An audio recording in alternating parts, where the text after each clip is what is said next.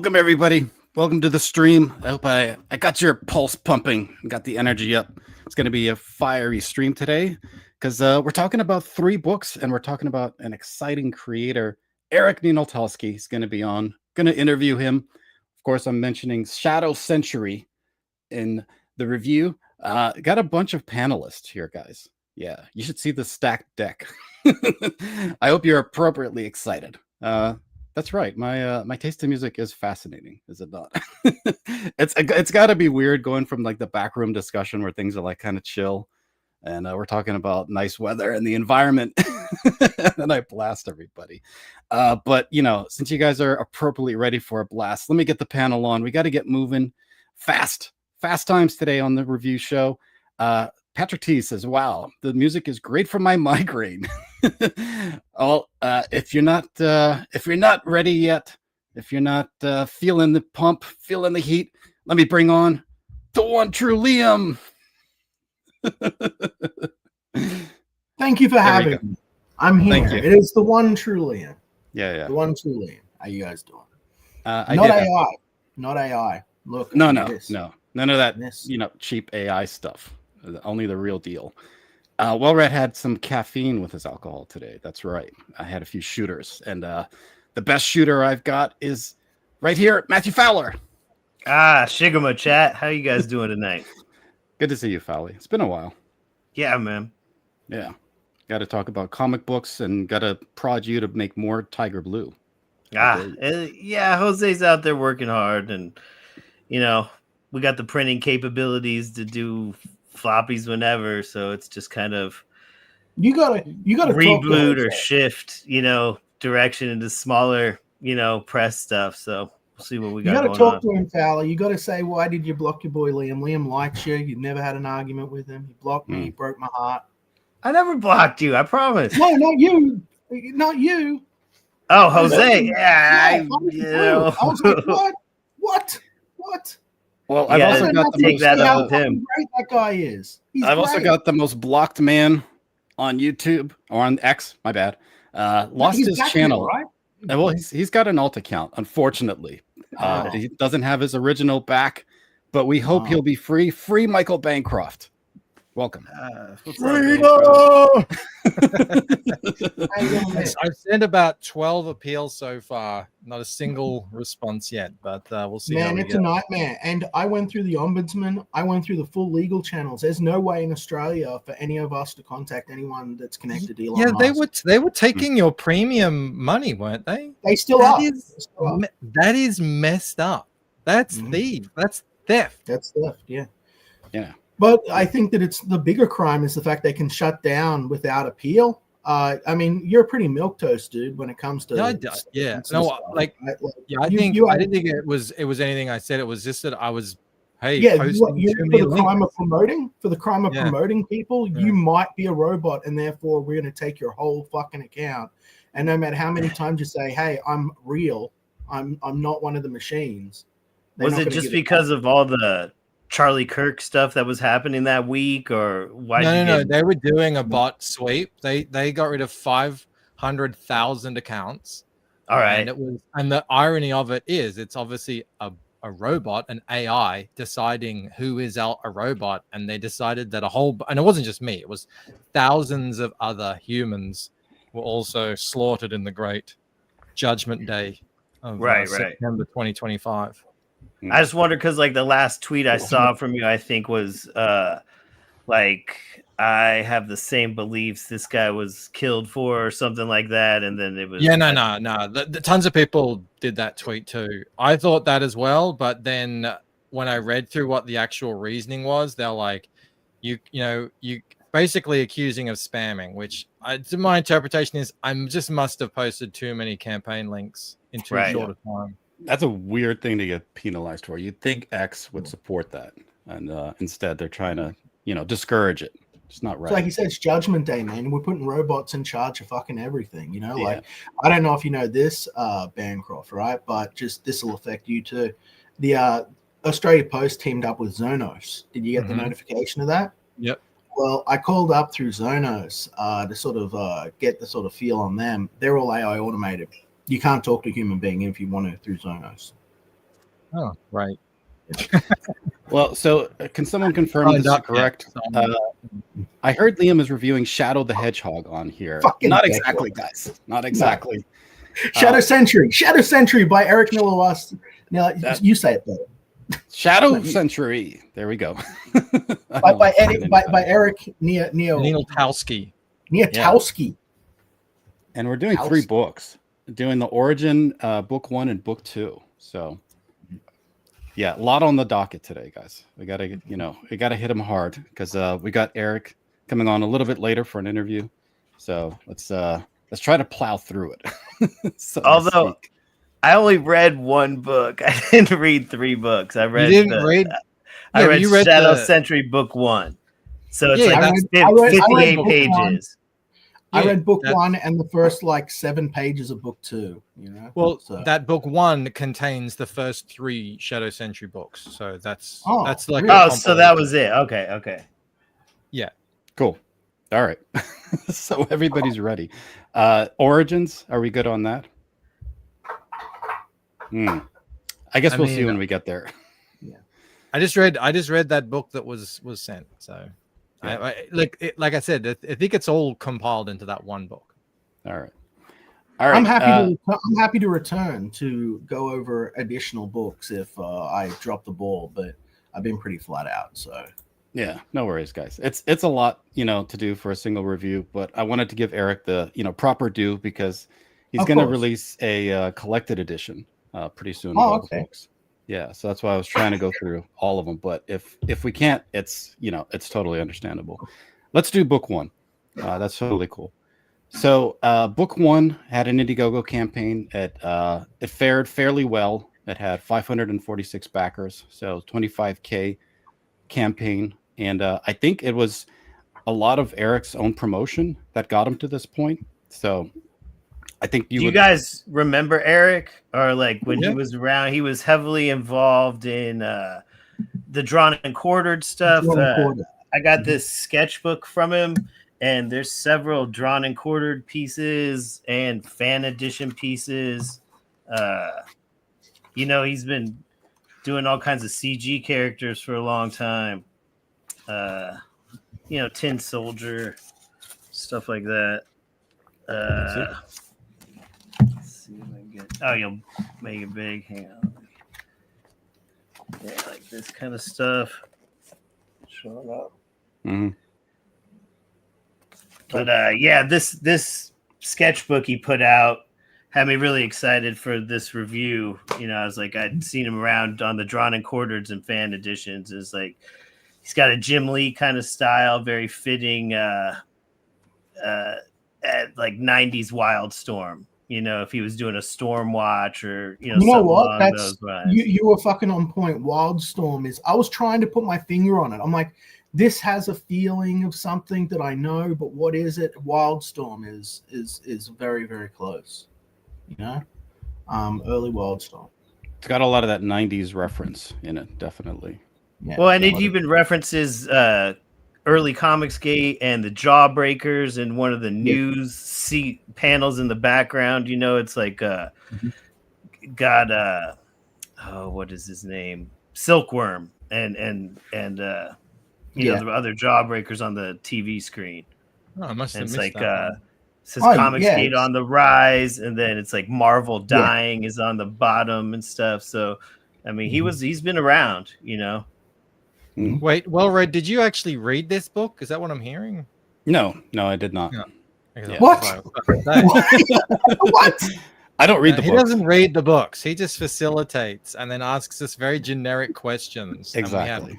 That's how it works. I mean, you don't want to have to be on a review panel, answering questions to my bias of how could you like this? Why would you like this kind of thing? You know what I'm saying? Cool, brother. All good. Okay, that's standard. That's how it goes around here. Yeah. And then it's also for the audience's sake. Do you see the murderers row of artists he had lined up for covers? They're all from the drawn and quartered crew too. He's got the Weldon cover and the Kevin Sharp cover. Also, I think I saw a Smiller cover in there too. So yeah, man. Let's jump into that book then. Here, I've got the digital right there. So this is the same book that all of you read, correct? Yeah. We're all on the same page Yeah. here. Yeah, like Yeah. I said, this is the more recent compilation of those first the three books he put out for Shadow Sentry. Okay, so I've read all three then, because this is Yeah. 58-page one that I 58 read. page, today. yeah. Like you can kind of tell when you're reading it too. It is sort of broken up into three parts. Or at least that's what I gleaned from it. So I don't know. The second digital has 67 pages, and then the origin Shadow has Sentry Book 65. 2. Shadow Sentry Book 2 I'm looking at, and I think that it is different to the first one I read. Yeah. Like it's got a lot more action in it. You know, I read the first 7 pages. I'm just scrolling through, and it's like it's got a lot more action. It's got a lot more energy in it. It's got a lot more sort of. We'll talk about it sequentially anyway in order. So let's just start with the first one. Yeah, no, we can just do the first one, and then we'll follow up for the other ones. There's more than enough. There's more than enough in this book to talk about on a review stream. Exactly. Yeah. I'll have to update the thumb, but that's not a problem. I took notes. I took notes and stuff. I was all sort of like, hey, Liam's on the ball. Check that out. So this is the cadre of covers that you guys were talking about. Lots of variants. So a lot of different artists. The Weldon one right there. Yeah. That's magic. That I love with the sword and the pose with this flare right behind him like that. I think, looks great. Yeah, that Weldon one is probably the first image I remember from this book. Like it is great, like charging right at the camera, like light behind him. Like looks cool. Isn't there something special about the color company that does his work for him or whatever? Carbon Graphics. Yeah. Wasn't he gonna have like a Liefeld cover with them or something? I forget. There's something special about that company. Like it's in high demand or like top notch colorists or something. But yeah, these covers look amazing. I see them around on a bunch of books. I remember the first time I saw them was on your boy Zach book, and everyone was like, "Who is it?" And they're like, "Oh, it's not one person. It's just a company," and that's sort of the moniker they use. And he does all the work here. He's the writer and the artist, so it's totally creator. And the editor. There's no editor if you check clothes too. Yeah. I mean, is that fine?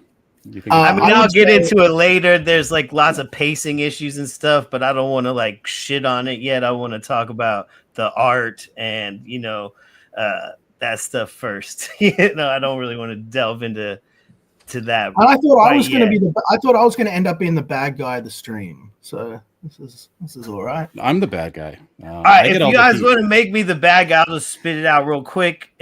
Sum it up. This kind of encapsulates the flavor of the Claremont Jim Lee era of X-Men without Claremont. Yeah, I look.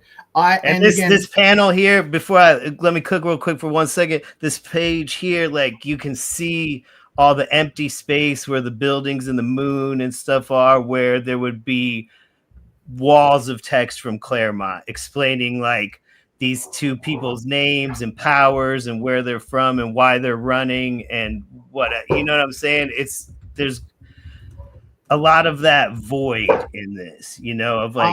I really felt, and I'll touch on this as we go because I don't want it to be a broad sweeping condemnation, but I really felt that there was a lot of places where it would have served the story better to have it be a little bit more concise in the dialogue, to spell things out a little bit less even.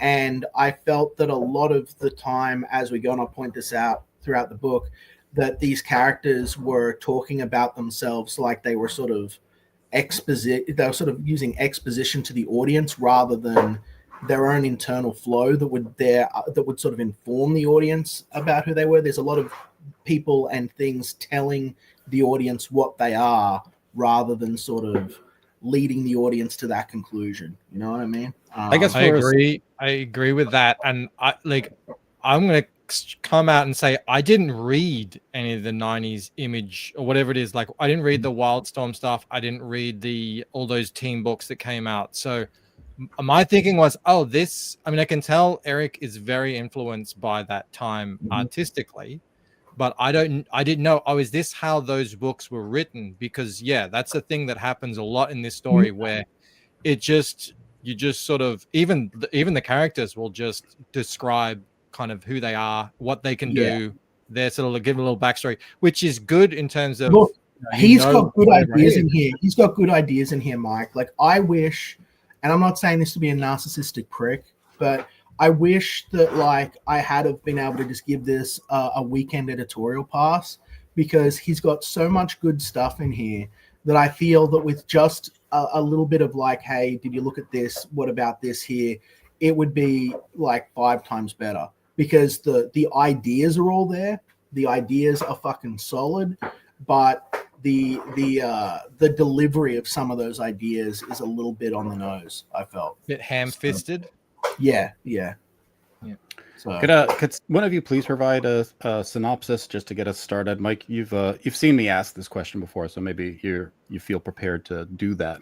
The story begins with these. This is father and mother here, and we learn very quickly that he is highborn and she is hellborn, and essentially the background premise is there's this ancient war between those two kinds of people.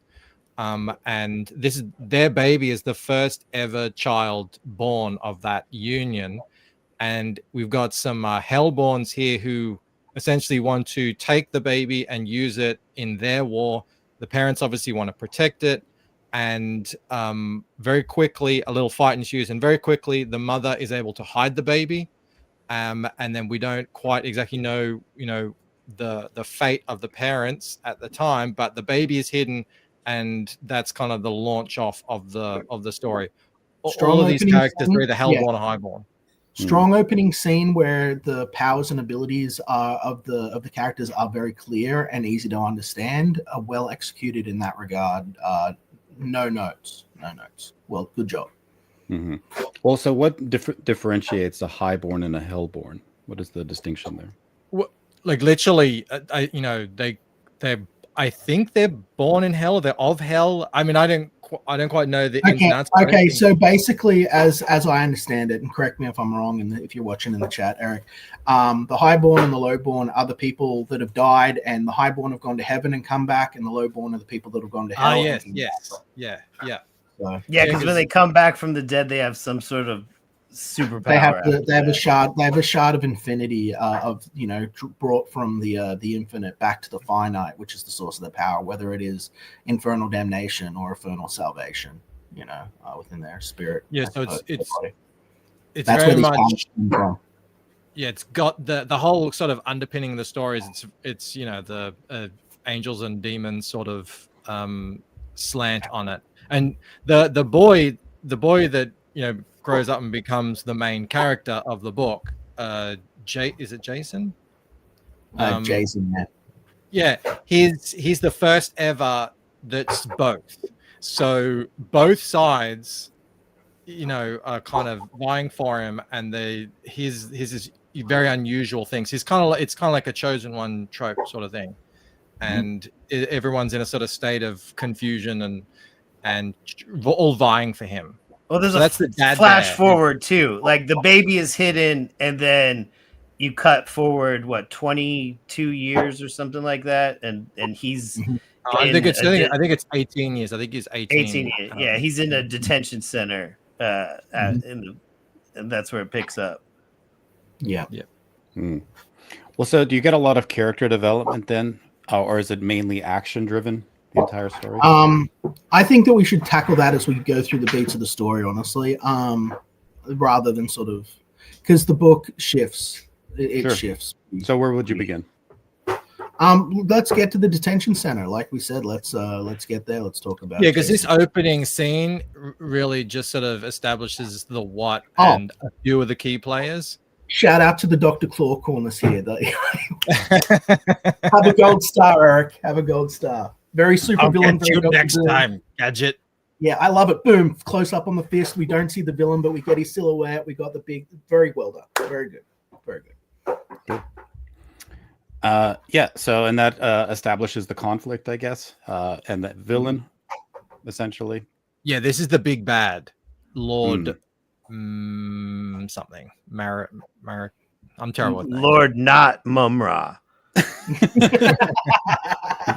Oh, and essentially they're basically vampires, but not exactly like the like history has skewed what our vision of what vampires are through media and story. Like these are they're slightly different. They're kind of like venomous snakes where they poison you, and but they all seem to have unique, strange powers. I don't know if that was fully explained, but that's sort of it. Like I just feel like when I'm reading this, is very much of its genre, where everything is huge, bombastic, crazy, and a little bit over the top. Shit is cool, and the explanation for why is sort of a little bit after the fact. But he'll overcompensate in other areas where he over-explains things that I feel probably need less. But anyway, move it. Let's move on. Let's get to the actual main character. You know what I mean? We don't want to spoil. Well, I mean, is it a good setup for a villain? We can do spoilers here too. Yes, I would say he is set up very well. I was very satisfied with this villain and his introduction and the way he's shown and what's handled here in this regard. I think it was well done, and the lettering is quite nice as well. I would say worth mentioning as well. Yeah, I'm not sure who did the Eric. Is it another? Did Eric do the letters? Who did the letters here? Let me have a quick look here. Quick. There's a lot of like really powerful kind of villains in this, and this main villain is just completely like OP over the top of them. So he kind of like uses that as a way to show you just how dangerous and this main lord is. Yeah. Are you getting 80s Thundercat vibes there, Fowler, when you read this too? Click on page 12. Page 12. Let's go. You're on it right now. Go back. Oh, I was. Yeah. It was that one. There you go. Ancient spirits. Spirits of evil transform. I like that. The guy's like, yo, what's up with your face? Yeah, bro. I'm getting hella Mumra vibes, bro. I mean, yeah, it's awesome. Yeah. Great villain. And then he morphs into like Spawn Strife. And it's like, I was going to say Strife. Yeah, he's Spawn Strife. Exactly. It's like, this hits on the 90s shit for sure, man. Would you guys say that this Shadow Sentry in general falls into the trap of being derivative of a lot of these big 90s things? Oh, fucking everything's derivative. Look, he's got a bit of Thor going on his chest. Yeah, I know, but on the nose derivative. No. It feels like unapologetically excited about the 90s. Otherwise you've got to say, like it's unironically celebrating the 90s. It's like authentically celebrating the 90s. It's not like, oh, the 90s were so cheesy, weren't they? You know what I'm saying? It's not like mocking them. I'm with you at this point. If you're in the 90s, if you're looking at this 90s image stuff, Mike, like we would have to say all 90s stuff was derivative of each other, because that's what all of this was. Yeah, absolutely. Right? So like all this is exactly what they did back in the day, right? Like that is very true. Hey, I want to fucking make a Wolverine book, but I'm not allowed. So here we go. Like I'm with you on that. There is one point, we'll get to it later on, where I was like, oh, this is a bit, for me, it was like, this just feels too much like X-Men or something like that, but we'll get to that when we get to it. Okay. All right. So I know what part you're talking about. When he wakes up at the orphanage and it's like, welcome to the Xavier School for Gifted Angels that have returned, right? How did you know that was the exact moment? Oh, and underneath it, they're training to like, robots everything. And I'm like, we're going to cover that. I want to talk about it. Oh, we got some 90s lovers I thought I was in the going to chat. come in here, and I thought everyone was going to say this is the best thing ever, and I was going to be an arsehole for pointing this stuff out. But I didn't dislike it. I enjoyed the book, you know what I mean? But like, I had all the same notes as you guys so far, so that makes me happy. Yeah. No, I encourage everybody to be, direct and honest here. Definitely That's no right. fluffing That's the the goal. books. Yeah. So it changes pace after this. It seems like that's a little bit of a school setting. I guess we're getting background on the character. this is a detention center, juvie. So this scene was a little weird for me because it starts off saying, you know, like there's 30,000 kids come through juvenile hall every whatever, and then just I thought these were just random bullies, but then halfway through the scene they know who he is and about he doesn't have a father and all, and I was like, oh, they know each other now. Like that to me caught me off guard, and I felt this is where I started to feel it was a little at the beginning. I was like, oh, okay, with the opening page, I was like, this is a bit wordy for like a sudden explosive action scene. But this is where I started to think it was a little ham-fisted because I felt like it was commentary on fatherlessness, you know. And yeah, like when I read that about the juvie center, like whatever many youth a year come through, I felt like message, like what, like you know, it's like, but not like offensively so, I should say, just, you know, very loud. Very no, clear. but in the same way, like an 80s cartoon will have like a service announcement at the end of it, you know, like baked into the cartoon or whatever. I didn't even think of that, but yeah, it is a little like that. How's the art holding up in the transition so far? As impactful as that intense opening scene? I mean, I'm a big fan of Eric's art. I didn't really like look at it to nitpick. I just think overall he's a really talented artist. I've been keeping an eye on him since I've known of him, and the stuff he's putting out now is phenomenal. So this stuff isn't as good as that, but I mean, it looks good to me. Well, what do they say? The hardest part about drawing comics is not drawing superheroes jumping and fighting. It's drawing like normal tables and rooms and shit, right? Yeah. So, you know, it's going to take an exceptional level to make that mundane stuff look interesting anyway, you know. So it's like it's a prison cell, you kind of let it slide, you know. You don't really. I just wanted, if you're gonna give me like blood, give me a bit more blood. If you're gonna give me like, you know, there's a shot with blood on the hand and the page comes up, and I just felt like it was just weird placement. Just like give me broken bodies a bit more. Like this guy's been punched in the face, right? He's got a bit of blood splatter, but he's got no busted nose. You know what I mean? Like show me the damage. These aren't action figures slapping against one another. Show me these guys getting fucked up. He does it a little bit later. You see it a bit better a bit later, but here it leads straight up to the sort of the wailing, and he just sort of looks fine after the fact. You know, like while it's happening. Should be bruised up and beat up a bit more, scuffed up a bit clean, I would say. Cool. So, that's the best we sort of have there, but that should be happening throughout the fight. That sort of built up damage, you know, it would have made it look better. Broken teeth, like really illustrate that, because the contrast in the mouth like looks like damage, and you can make them fly and stuff, you know. It's a little thing, and it's one of those nitpicks that aren't necessary, but I did feel it like when we cut to the scene with the blood on the hand, it goes from like up here then down to the blood on the hand, and I had to track back 2 panels to be like, why is there blood on the back of this guy's hand? And it's like, oh, because he headbutted him on the face there, so I guess it could have just tracked a little bit better. So little thing, but I mean, it doesn't matter. It's just me nitpicking, I guess. Well, and then he's out of that detention center. So is this changing story beats? Or? Oh, that's the page with the CG stuff. Scroll up a little. It's right there in that on the TVs. Yeah, zoom and enhance. I would never have seen that. First thing I noticed. Comicsgate Rising. It's the Jawbreakers. Yeah, I was cracking up because the Comicsgate Rising is on Fox News and shit. It's I thought the same thing, man. Marvel dying down here.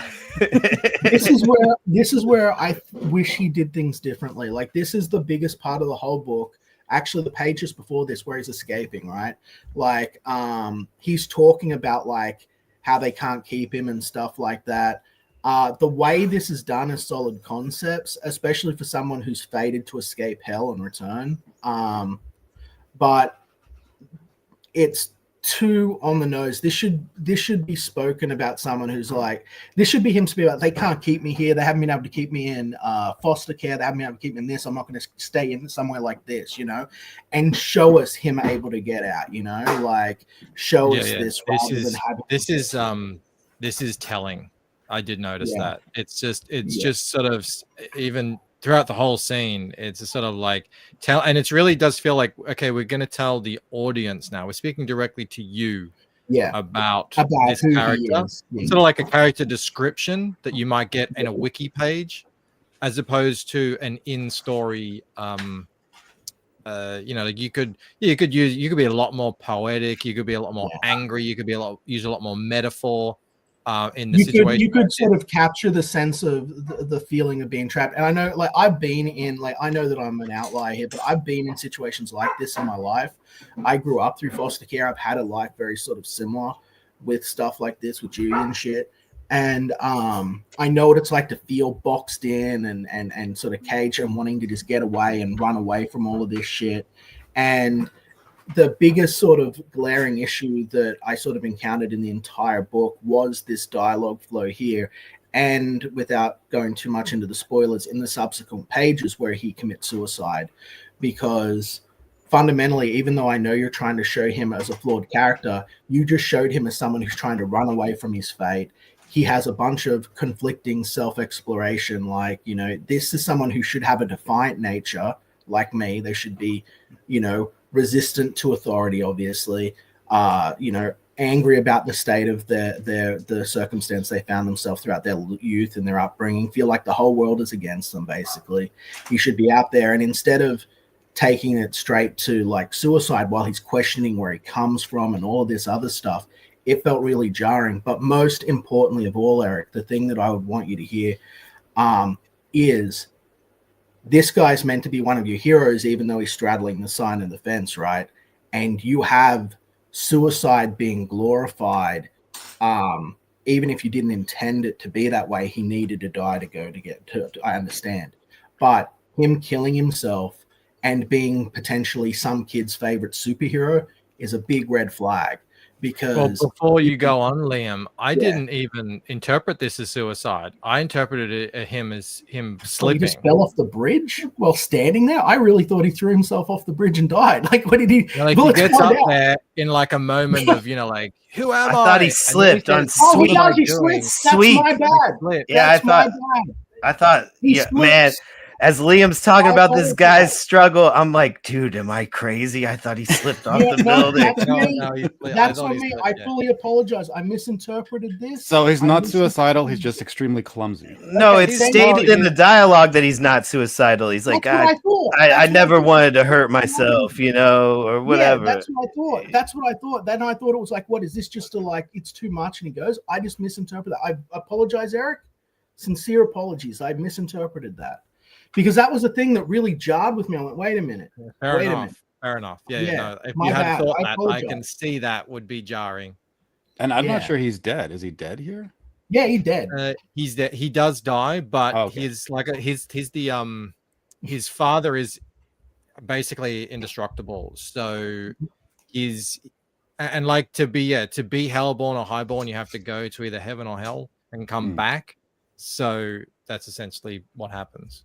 Right, he goes to hell and then is resurrected by the ambulance driver guy or whatever later on. Yeah, and he's like, I've never seen it, happen like that before or something. Yeah. So he's dead right there when he's laying in that pot, he's dead there.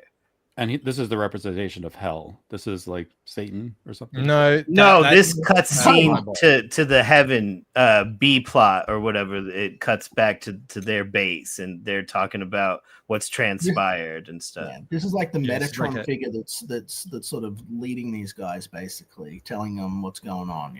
They're giving them. It's a bit of a history of the battle. The eternal battle between. You see, you've got the Nephilim, and then you've got sorcery. Yeah. I liked that he did all of that as well. That was I thought that. Well, yeah, cool. It goes through everything, like Hercules and stuff like that. It's like men of renown and the different manifestations of this battle that's been occurring for centuries or whatever. Mm-hmm. So you're getting invaluable world building here, essentially. Yeah, and it's a very nice looking panel with the cosmic energy pouring out of the eyes, splitting it there like double page spread sort of thing.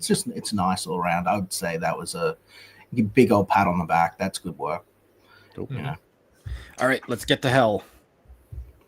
What do you guys think? Welcome to hell. Welcome to hell. Spiders. Yeah.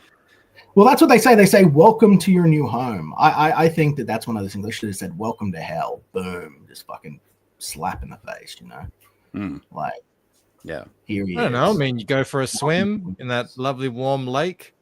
The gnashing of teeth. Yeah. Not so bad. I mean, you know. Look, they look like they're partying in there. They're like, yeah, that dude's eating well. You know, it's eating better than some of us in these hard economic times. At least they're not eating cat food, you know, in hell. Yeah, nice little party lake. Sure, you know. Speaking of eating, hold on just a second. You guys carry on. Yeah. All right, so set up hell for me, guys. How does the character go through this experience? Well, it's very quick. It's not like a extended part of the story or anything. It's more like a glimpse. So he dies and he goes to hell, but he's brought back through the ambulance guy very quickly.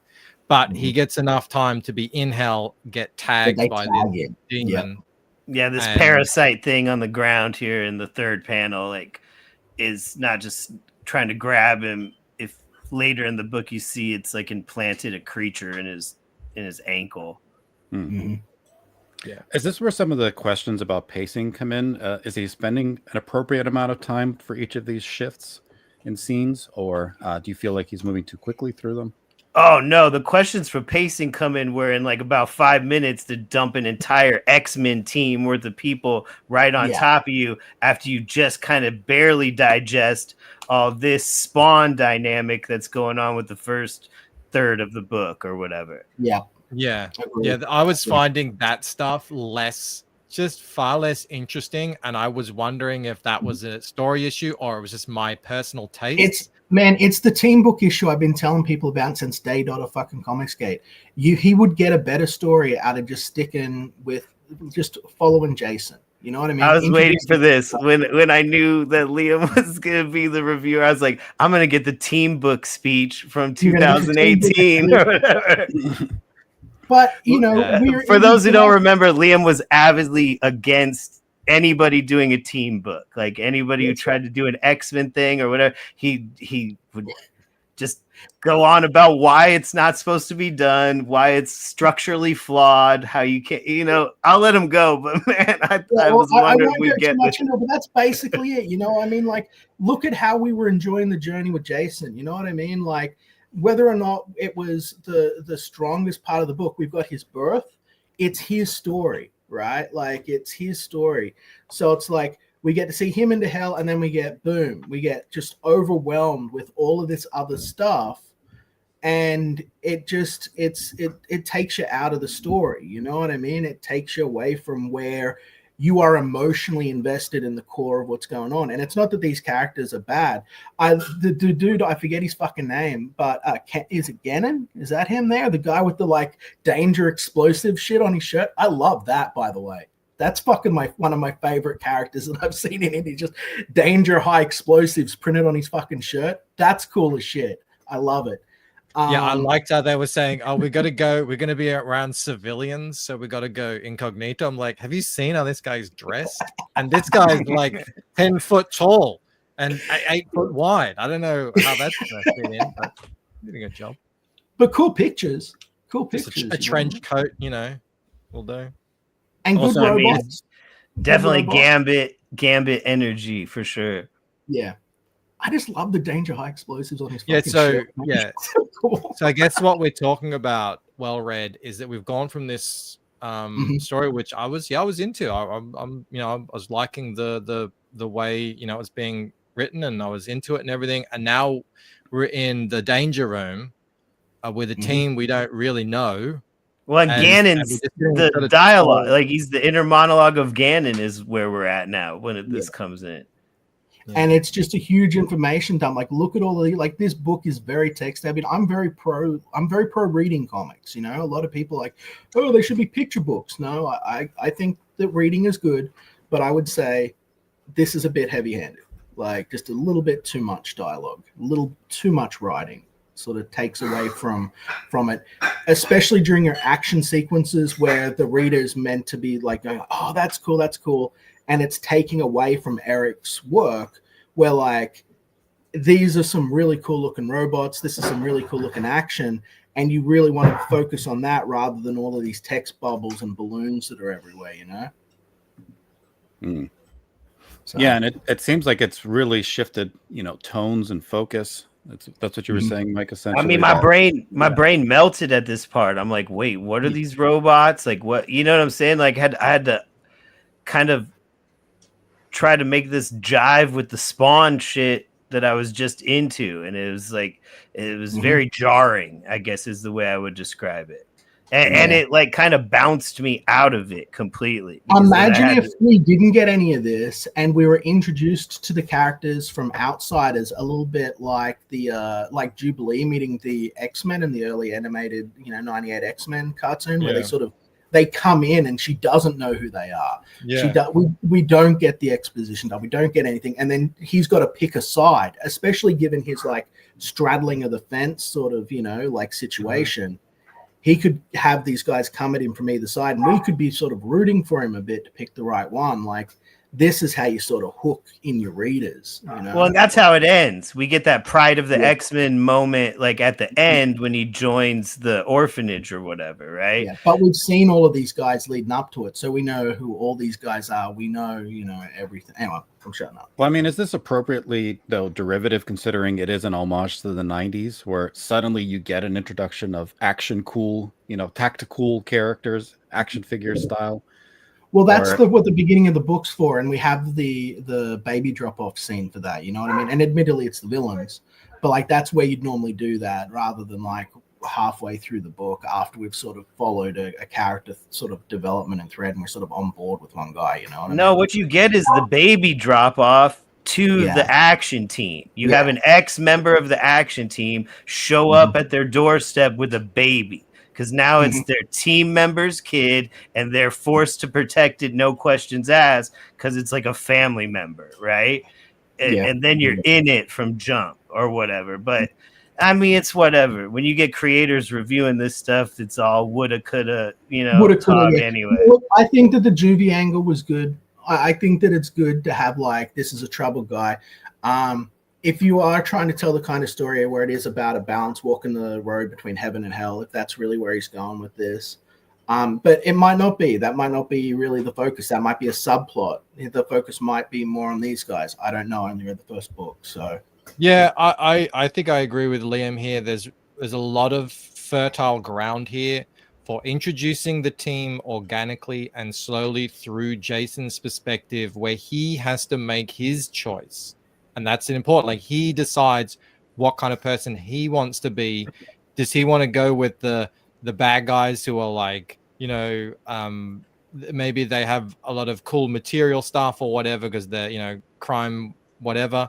Or does he want to go with people who are more protective or, justice focused, stuff like that? I think that would have, there's plenty of pages here where it's the setup to these guys that he could have used in that other purpose.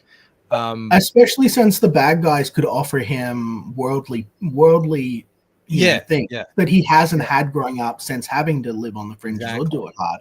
We could offer you comfort, wealth, security, the things you can't have. You're going to join these other guys, you're going to be running cars. That sort of stuff, whereas these guys could offer family and justice and truth and whatever it is, and that would have really played into the theme, the kind of heaven and hell theme, I think.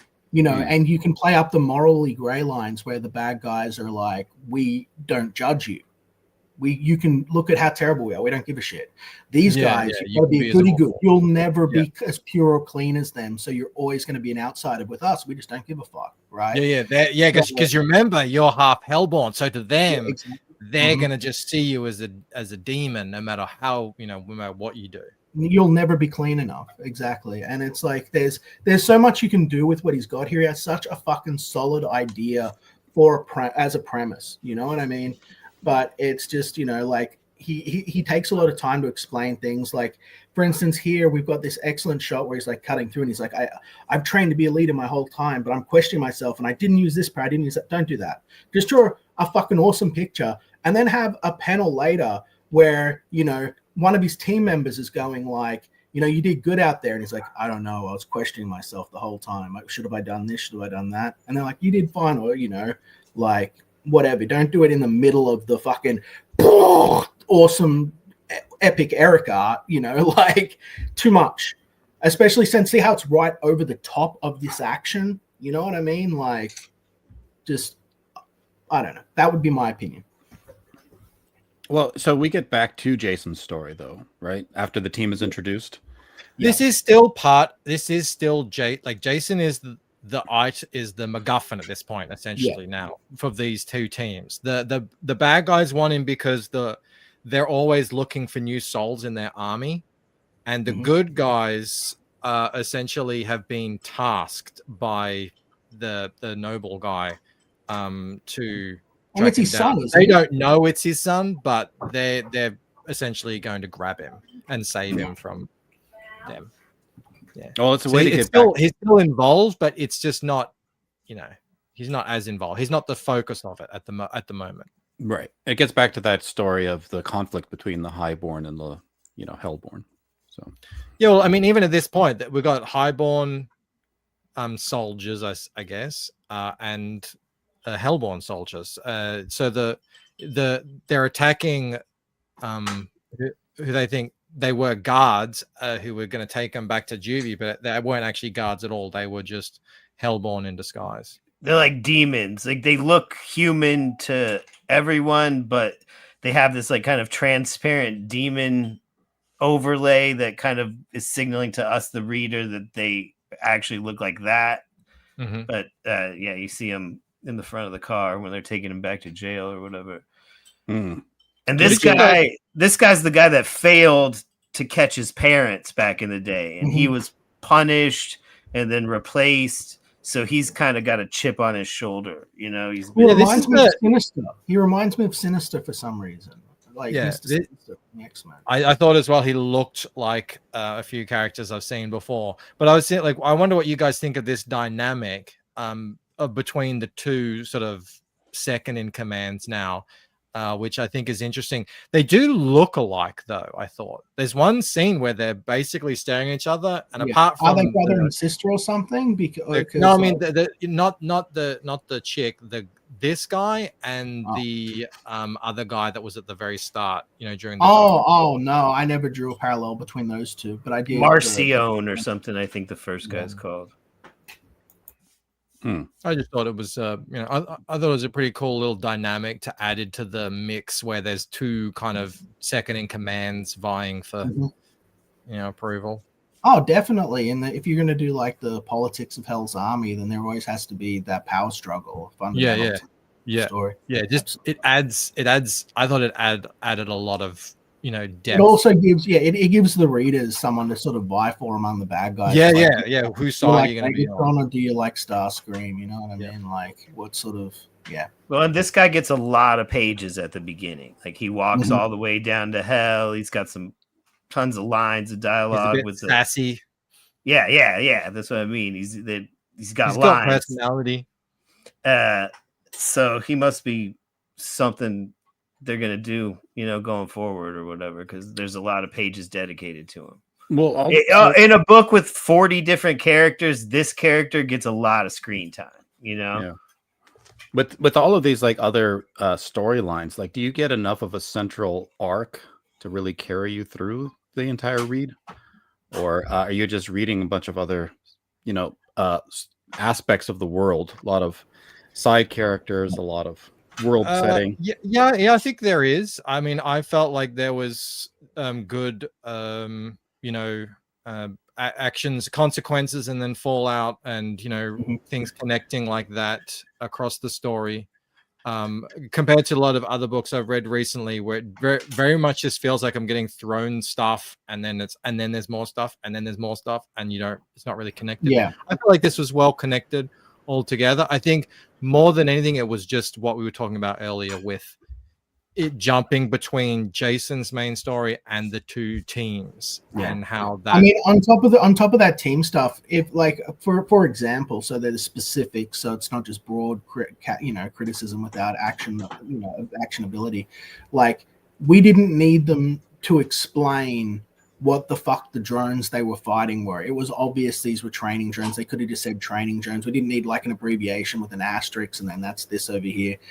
that's something you could put as an extra page at the back of the book, like, hey, the technology of whatever, you know, and you like have a little blurb, like take a lot of that kind of stuff where you're explaining so much of what's going on to the reader and just put it somewhere else, or present it in such a way so that we know what it is by the implications of their dialogue within the story. You know what I mean? Like, yeah, I don't, yeah, exactly. I don't think that any of the issues with this book are, you know, a lack of like a cohesive arc or anything like that. I think it's more the too much telling, and a little you know, like we've already described. Also, I will just say with those editor's notes, Dummkopf does not mean dumbbell. It means idiot. So you might, on a future printing, you might want to fix that. That's a translation error. I don't know who told you that. Well, so it resolves then on the central booming Jason. That's the climax that we're taken through, essentially.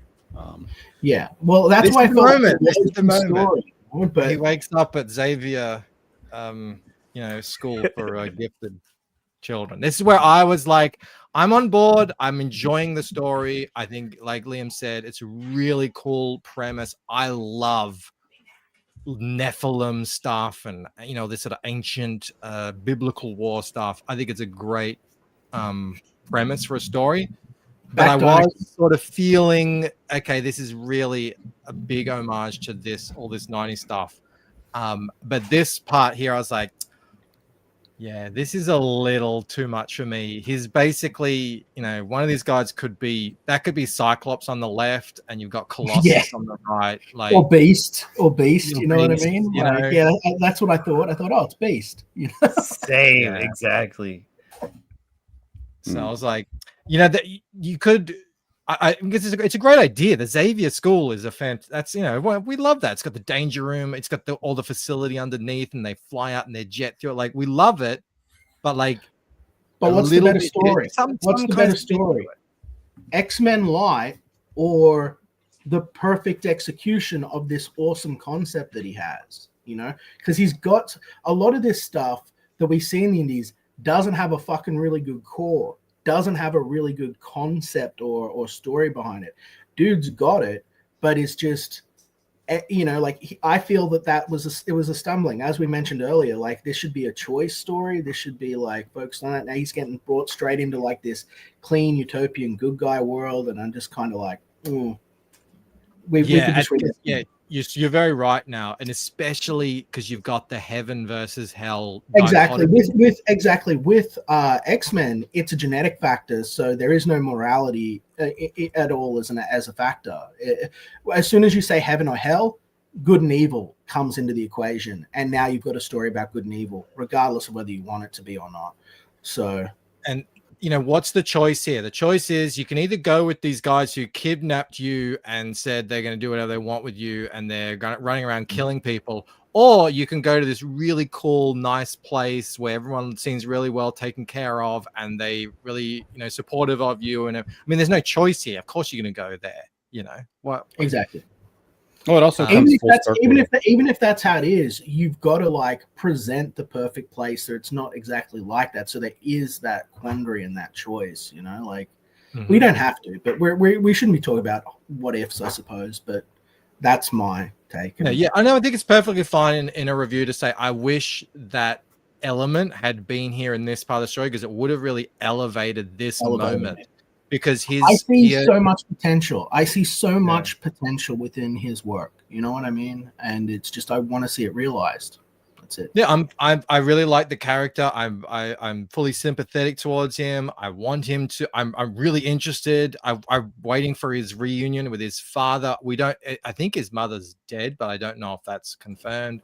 You know, whatever. I want to see more. And we got strong openings with good villains and clear superpowers, and a good theme for what those superpowers are, that aren't just you're bombarded by fucking cosmic rays, or you got bit by a spider, or you were born that way. You know, like, there's something here, and I'd like to see that fully developed. You know. Well, and it also came full circle where, you know, he escaped the orphanage or detention center, and you know, now he's with kinder people. where he gets to live and continue his life and his education.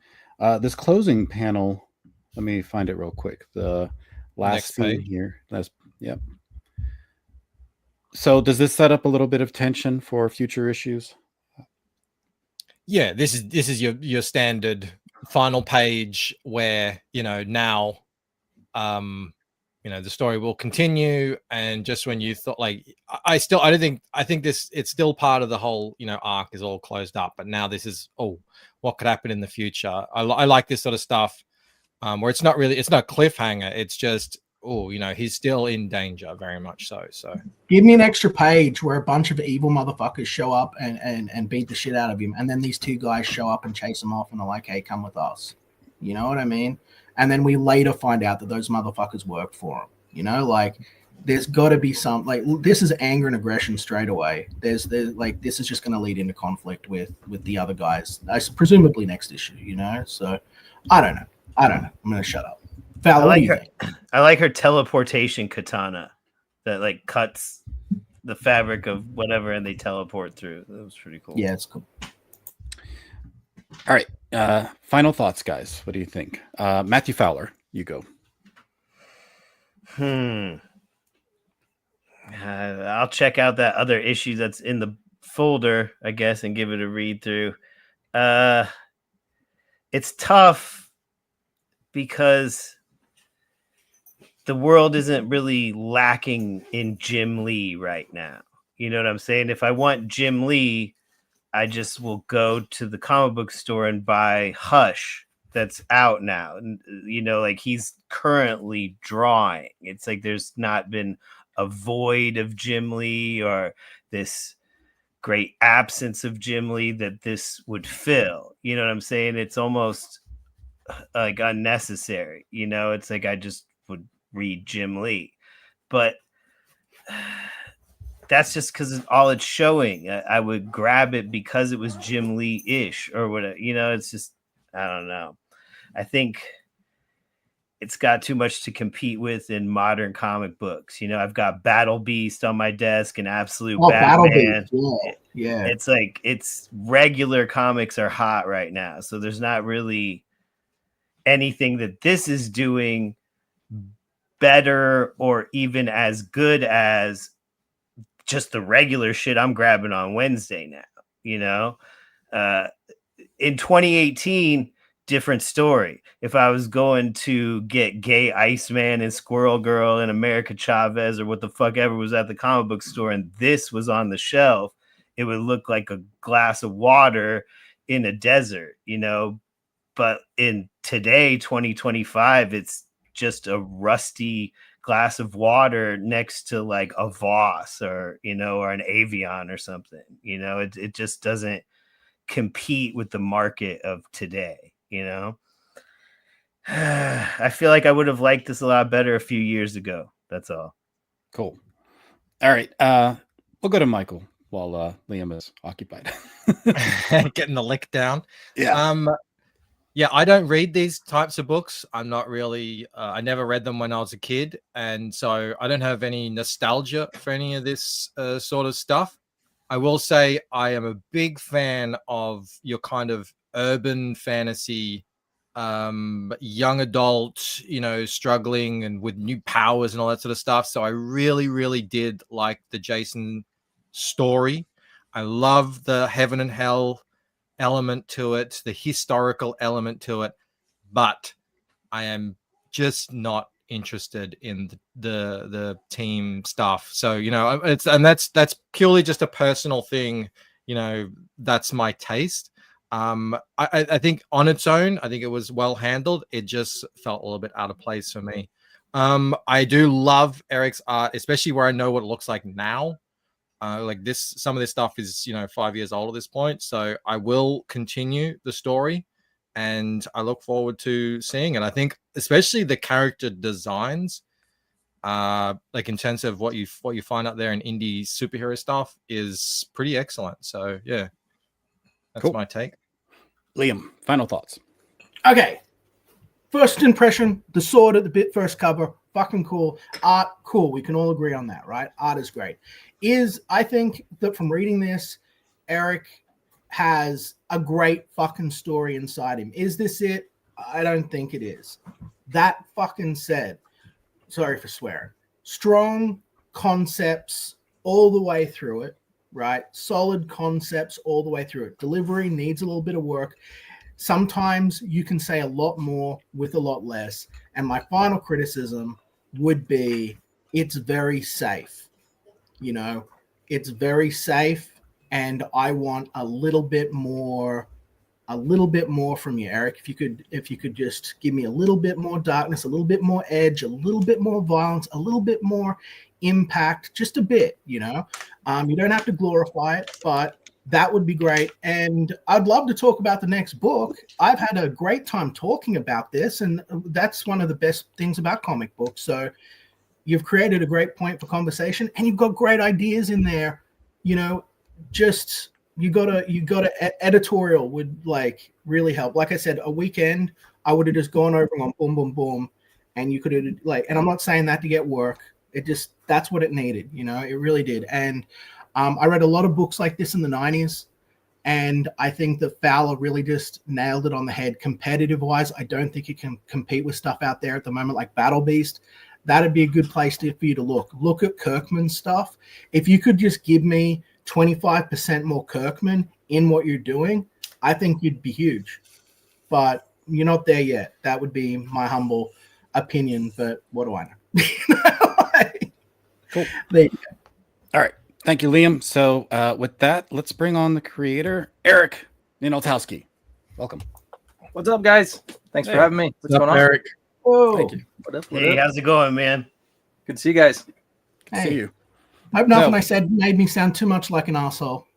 Yeah, I know. I've been in that seat before, Eric, and you're like coming, you're like, oh god. No, you guys had a really good critique. You know, I didn't maybe necessarily agree with everything, but I think, you know, what you've said is matches a lot of the criticism I did hear from other people on the book. So, give it to me so I can get better and do it better as I go on. What do you disagree? What do you disagree with? What do you think we misinterpreted? And I'm not like speak honestly. Don't be afraid. Like, you know, I'm not going to yell at you or nothing. Like, tell me why I'm wrong. So towards the end, you guys brought up how you'd want to see Jason kind of like struggle, like whose side am I going to be on? Yeah. And I think that's the direction I'm taking it, which, you know, if you guys didn't read book 2, you probably missed a lot of that. But, you know, the fact that he shows up in the, you know, kind of like Xavier's school for the gifted, one, they don't know who he is yet. And then he doesn't know who they are. So it's kind of like, in that regard, it's not like he has to make any choice yet. He's just there. The one part where Glare kind of takes away that memory of him with the demons and kind of like that whole like near-death experience, she kind of like takes that out a bit. So he has no idea like really what's going on when he wakes up there. So it's kind of like a fresh start. And then right at the end, you have the Hellborn show up and they grab him, which in a perfect world, I wanted to have the big battle scene from book 2 in the beginning at the end of book 1, but I was like, I'm going to add that's too many understandable because the way arc structures work, you essentially need to have your big battle and then a decline. And if you put the big battle right at the end, you then have to have an extra like 15 pages on the end of the book. So I agree. I agree with that choice. So the big battle ends up being in the beginning of book 2, and then you know, spoilers, but he's captured by the Hellborn, and then that kind of starts the whole, okay, whose side is he going to end up on? You know, Vengeant kind of uses this tactic where he like rewrites history a bit and tells him one side of the story, and he kind of you get that replay of the beginning scene where it's actually Vengeant and Valora running with the baby and not Commander Noble. So he paints the Shadow Sentry as the bad guy. So you kind of do get into that a bit. So I'd be interested to hear your thoughts on book 2 if you know you got into that. Yeah, I would love to. I'm willing to read book 2. We have it in the folder. So my apologies. Sure. Didn't be able to We're not able to do that on the stream, but I we will only get got sent book 1, Eric. So No worries. there. All good. I'm gonna check blame that. well Like, read. yeah, I'm gonna Yeah. check that. I'm not so sure, but we'll confirm. It's a Well, lot, I only so- remember seeing book 1. All right. You know. All right. But No, but a lot I of think it's people- better. I think it's better that we give a full attention to a single issue anyway. I think I so agree. too. Because Otherwise, that's how it would have been received by people, Yeah. and Sure. Are these Yeah. all the Well, books that are and being these collected? originally, Eric, came out in the original part 3. That came out in parts, didn't it, over the course of a few years, didn't it? I guess that's what I Yep. remember. Yeah. Yeah. So people would have been getting even less as Hmm. as it originally was released. So I So think that- it was a good amount. That 58-page one we read, what's that comprised of? Is that book one? That's just book 1. That's what That's came out just in book 1. Okay. 2020. Yeah. Okay. And so Which- what are you then you're I'm wrong. releasing all 3 of those books that I have in the file together is your new thing that's coming up, right? Exactly. Yeah. Collected edition. Then I have it completely wrong. Okay. When's that due to launch? Or you want to tell us about that or speak on that new release for a little bit? Yeah, sure. That should be out. I don't have an exact date, but it will be out. I'm assuming, by the beginning of next year. We're working on like the video and stuff, and kind of just need to get all those things in a row before we can actually launch. Is there like a email list people can sign up or a Twitter to handle to kind of follow for updates or to keep an eye out for it? Yeah, if you go to Rip Ascend at the bottom, they have like an opt-in there at the bottom. Subscribe to be in touch with the latest news. Yep. Ah, okay. So is Yep. that like a 150-page book or something? Is that? Yeah. Yep. Right on. So yep, that'll have issue 1, 2, and then Origins. And then with that same campaign, we're also going to do an art book, which will have all the covers and a lot of some of the art that I've done as well. Yeah, so I'm excited about that. What do you have, like character development sheets and rough sketches, or what are we looking at? Mainly like final art. I wanted to do just finalized art. So you'll have like with the covers, you'll have the pencils and inks, and then the colored version. Okay. In the back, you get like some of the trading card stuff that I've done. But nice. And those scale up to like full page size now or whatever. Yeah. Yeah. Awesome. That's cool, man. I really was impressed by your sketchbook. I was showing it earlier. Oh yeah. Cool. That con book. Yeah. Eric, did we nail your inspirations here in terms Oh, for of sure. Yeah. Yes. I think because yeah. I'm not the, like I said a million times, I wasn't the hugest fan of this stuff back when it sort of first came out. So I mean, I know Jim Lee, and I know a bunch of other big guys, but is there anyone else that you would say is a major influencer of your story here? Silvestri, I liked Cyberforce back in the day, but yeah, definitely that early X-Men stuff with Claremont and Jim Lee, and then Wildstorm, all those books. So and kind of like I'm trying to my goal was to be like make that sort of universe where it's like you almost have like a Team 7 where you can go back and tell Commander Noble stories when he's in the military, and kind of like get to the backstories, and then you're adding on different teams and things like that where it all fits in the same universe, all built on the Hellborn, Highborn kind of stuff. So How long has this story been gestating for you before you actually started putting issues out? Was this something you had in development for years, or did you kind of just start developing the project and releasing issues as you were going along? it started in like 2014, actually, when I worked with Awesome Comics, OSSM. Omar Spahi, he had a little company and he was putting out some issues of, I've worked on Monomyth with, what's his name? I'm blanking. I apologize. I worked on 3 issues with him on that. And then he was doing some other books. So I after Monomyth was done, I pitched him Shadow Sentry. So I kind of made up a dossier and I was like, here's the characters, here's the idea behind it, the Hellborn, Highborn. And I thought it was great, and he just didn't want to kind of like get into doing more books. And within a year or two, he was kind of out of doing comics anyway. So that was like the first, all right, let me do my thing and see what I could do with it. And that didn't work out. So for all that time I was gestating, and then it was like, all right, here's 2020, here's Comicsgate. These are my peeps. Like, this is the book I want to put out there. And obviously, Matthew, you mentioned like X-Men was failing, and it's like, Iceman's gay. So I'm like, yeah, man, I was there. It was bad. Yeah. So yeah, and that's when, I was like, this is the time, man. So, and being an X-Men fan, it is a team book, so I'm like, I love team books. Let me do a team book. Yeah. So about 6 years before I launched it. And hoping to correct some of the ills of the industry at the time, put out an actual X-Men book that's readable. Yeah. No, that makes sense. I mean, how much promotion did you get? How did you reach the numbers that you were seeing for the initial campaign? I mean, yeah, it was all YouTube pretty much. I didn't do any advertising, on Facebook or anything. I just kind of did Twitter, and then went on streams as much as I could. So thank you for the shout out in the book. I found that. Yeah, that was nice. Yep. In the back, I have listed all the people's streams I was on. Shay the Red, Mike S. Miller, all those people. Art the Bear, I think, had me on, and then EDS had me on, and all that. So which character of yours did Shay cosplay when you were on the stream? Hopscotch. Oh, nice. Of course. Yeah, she did a great job too. It was awesome. Was it like it's funny because I remember the streams with you on them now, and I hadn't read the book yet, but we talked a bit about the story and everything. I remember talking about the story where Hopscotch plays a bigger role in it, one of the more recent ones.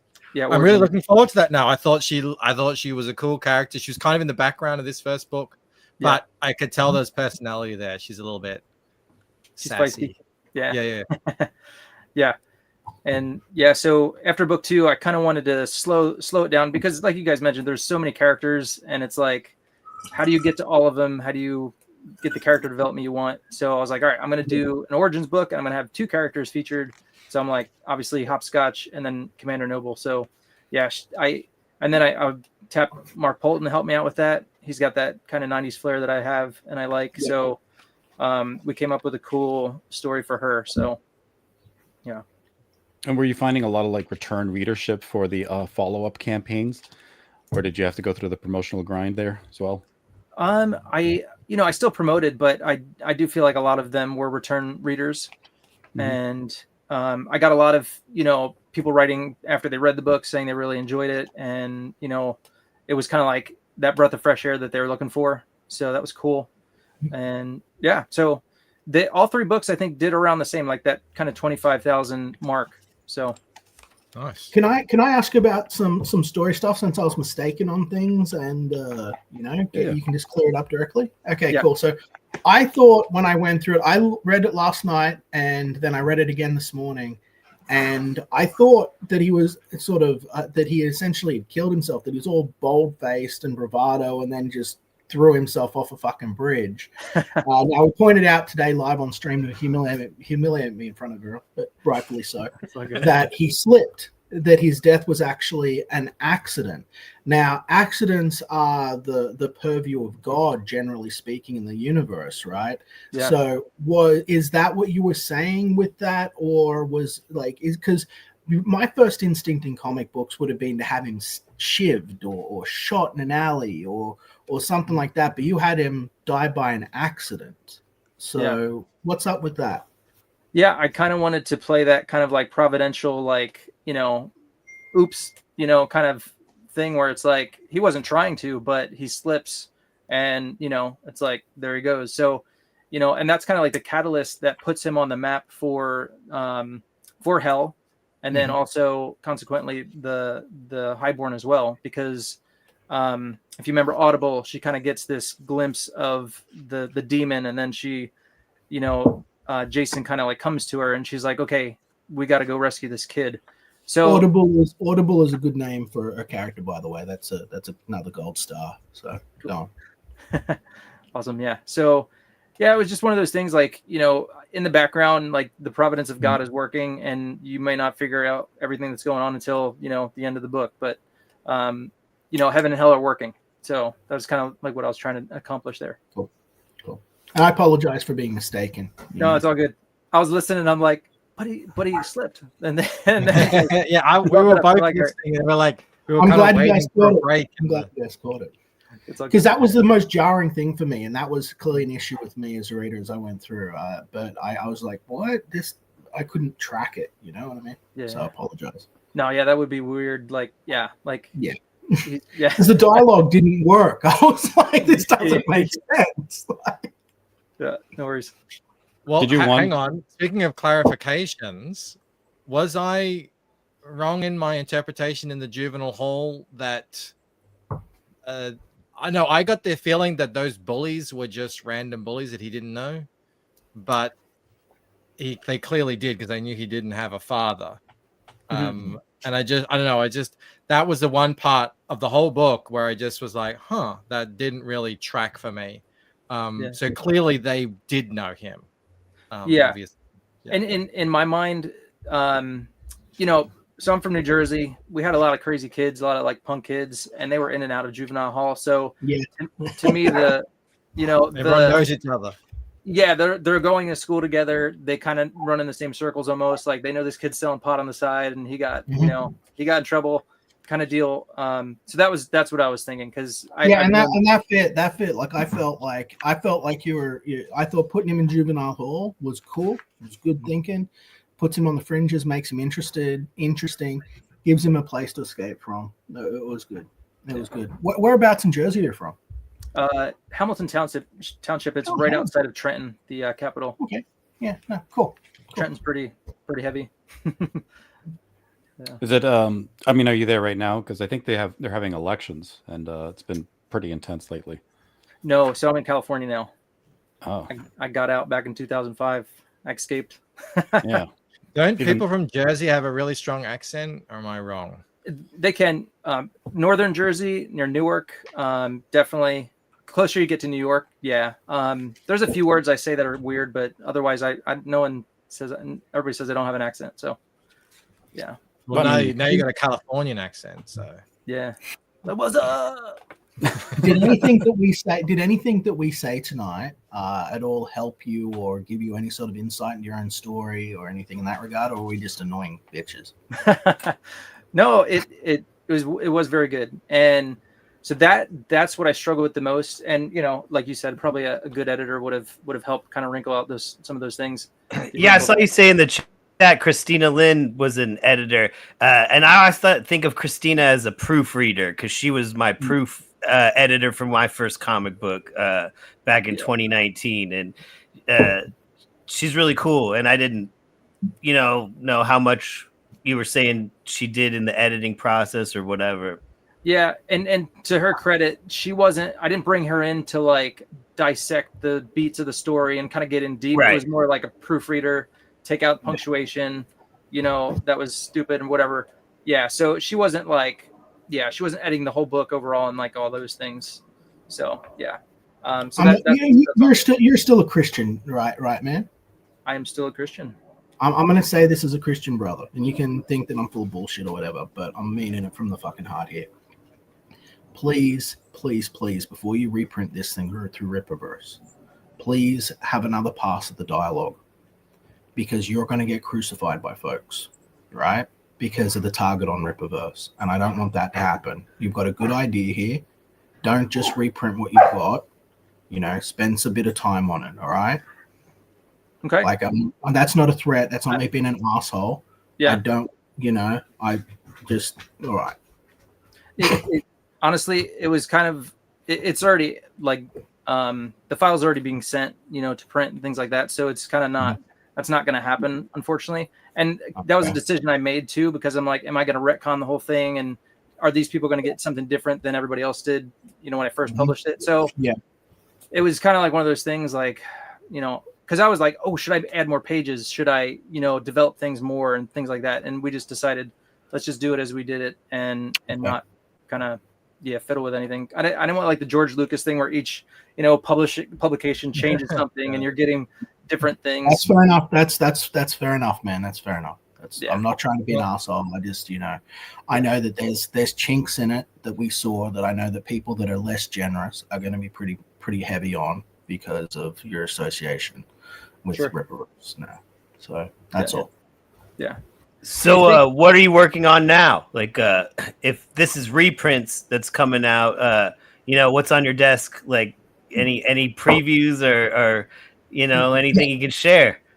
Yeah. So I am working on Shadow Sentry book 3 slowly, because I am working on another guy's book as well, a 22-page comic that I kind of dove into that, and I was like, all right, I'm just going to do this one. And so I'm still working on that. Is that one secret, or can you reveal that one, or what? I don't know how much he wants me to reveal, but yeah, I won't say anything. Even a title, anything. Tell everything. Find out whether or not you can talk about it and mention it on like show 2 or show 3 when we get through the, you've got time between now and then, Fair enough. Here, let me show you a page from it just so I can show something here. Oh, nice. Yeah, we love artwork previews, man. All right, here you go. That's what it's all about. Splash page. Exclusive. Nice. I think I know you what that shared is. this. I've seen this. You've seen it. Very cool, man. I swear I've seen this. You've shared that. Have I? I don't know, man. Yes. Very cool. I swear. I've shown a cover. I've shown the cover for it. Is what I have shown. I'm gonna go through my likes. Oh, I got one more question while we got you here. What are you reading? Like, are you going to the store still, or like, what's on your pull list? Yes, good question. So, Battle Beast is on my pull list. Nice. Yeah, great book. So, you mentioned Kirkman, and definitely he's a great writer.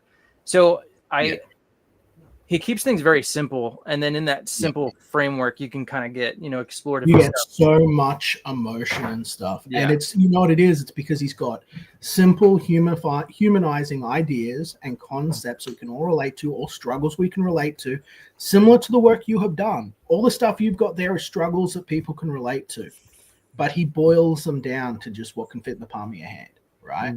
Yeah, and that's what makes his work. Yeah. Yep. So I got that. I got Transformers that he's doing with Dan Mora, who I love his artwork. So I'm checking that out.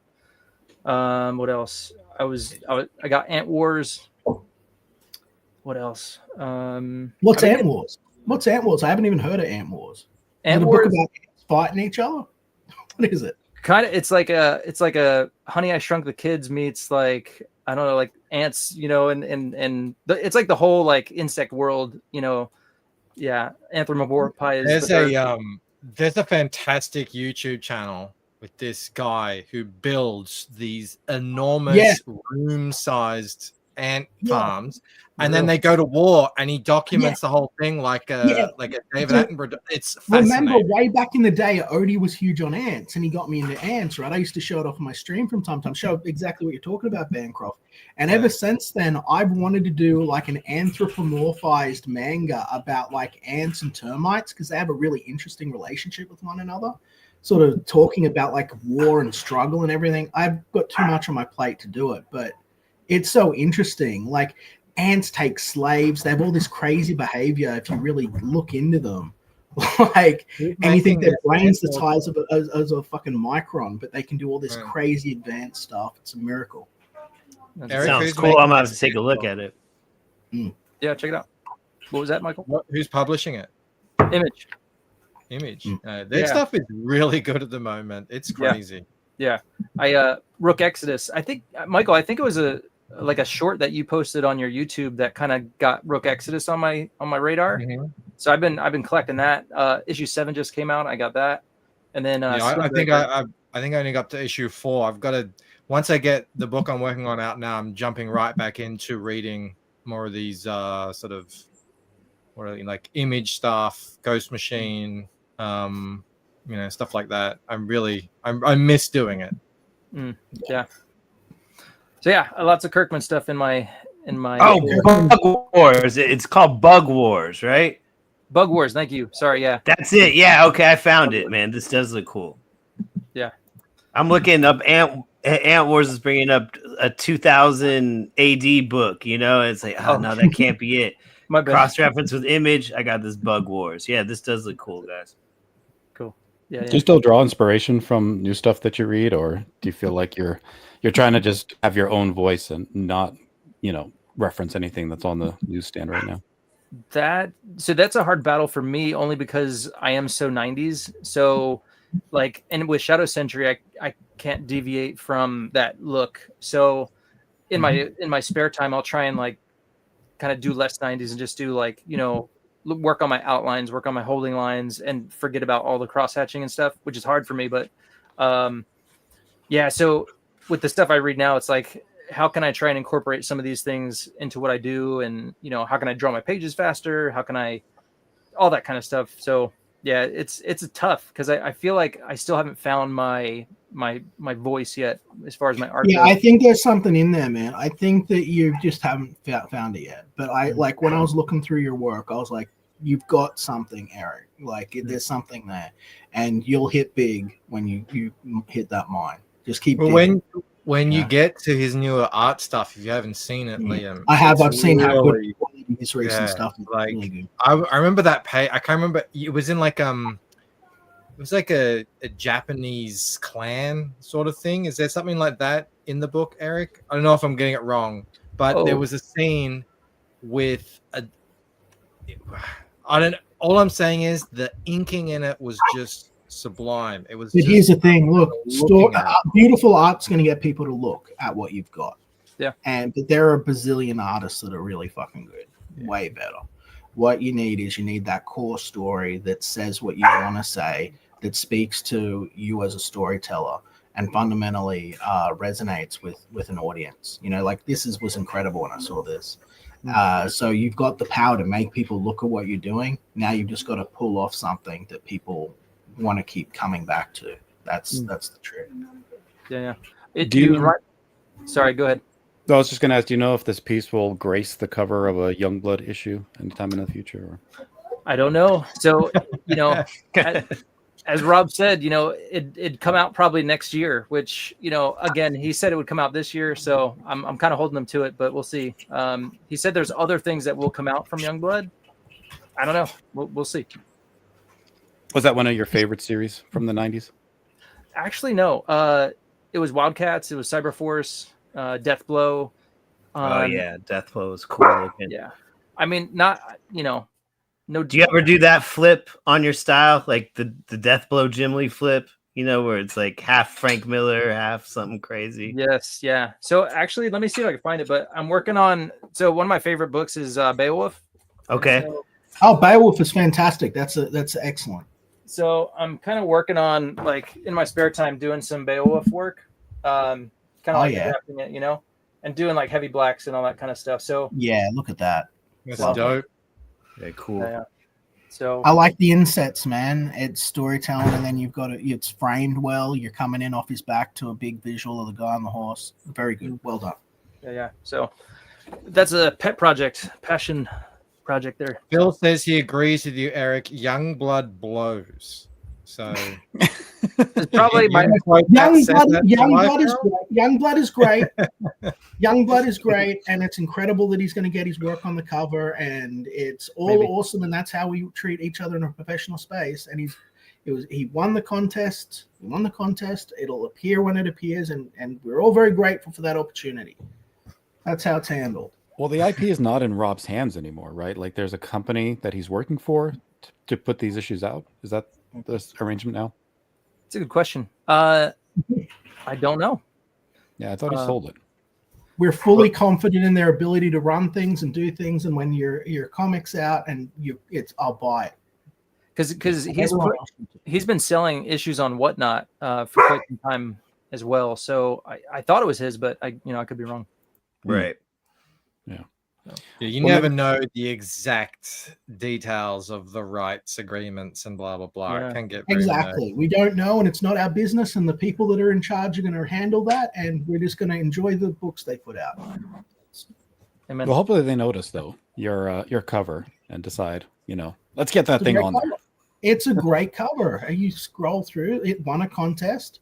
People love it. It'll be on something, and that's a great privilege. Yeah. These are very loved characters, and it's a good business opportunity, and it's a great opportunity. Whenever it happens, it happens. And if it doesn't, I hate Rob Liefeld. No. Do it. Did you see the AI movie trailer for Youngblood? Let me see if I can. I did. That was pretty dope. I mean, it's kind of got like its AI thing to it, but it was cool. It was cool. Yeah. Yeah, I mean, imagine like seeing all these properties eventually from the 90s, a Wildcats or Cyberforce, theatrical representation. Even if it's AI, just having it exist would be awesome. Yeah, it's pretty rad. You guys feel like watching this? Have a little 90s? Yeah, of course. Let's do it.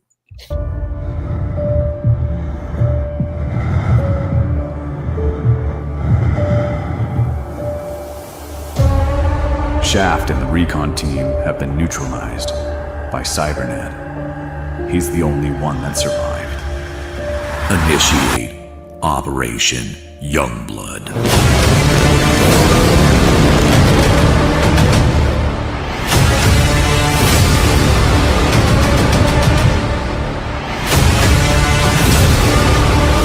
Oh shit.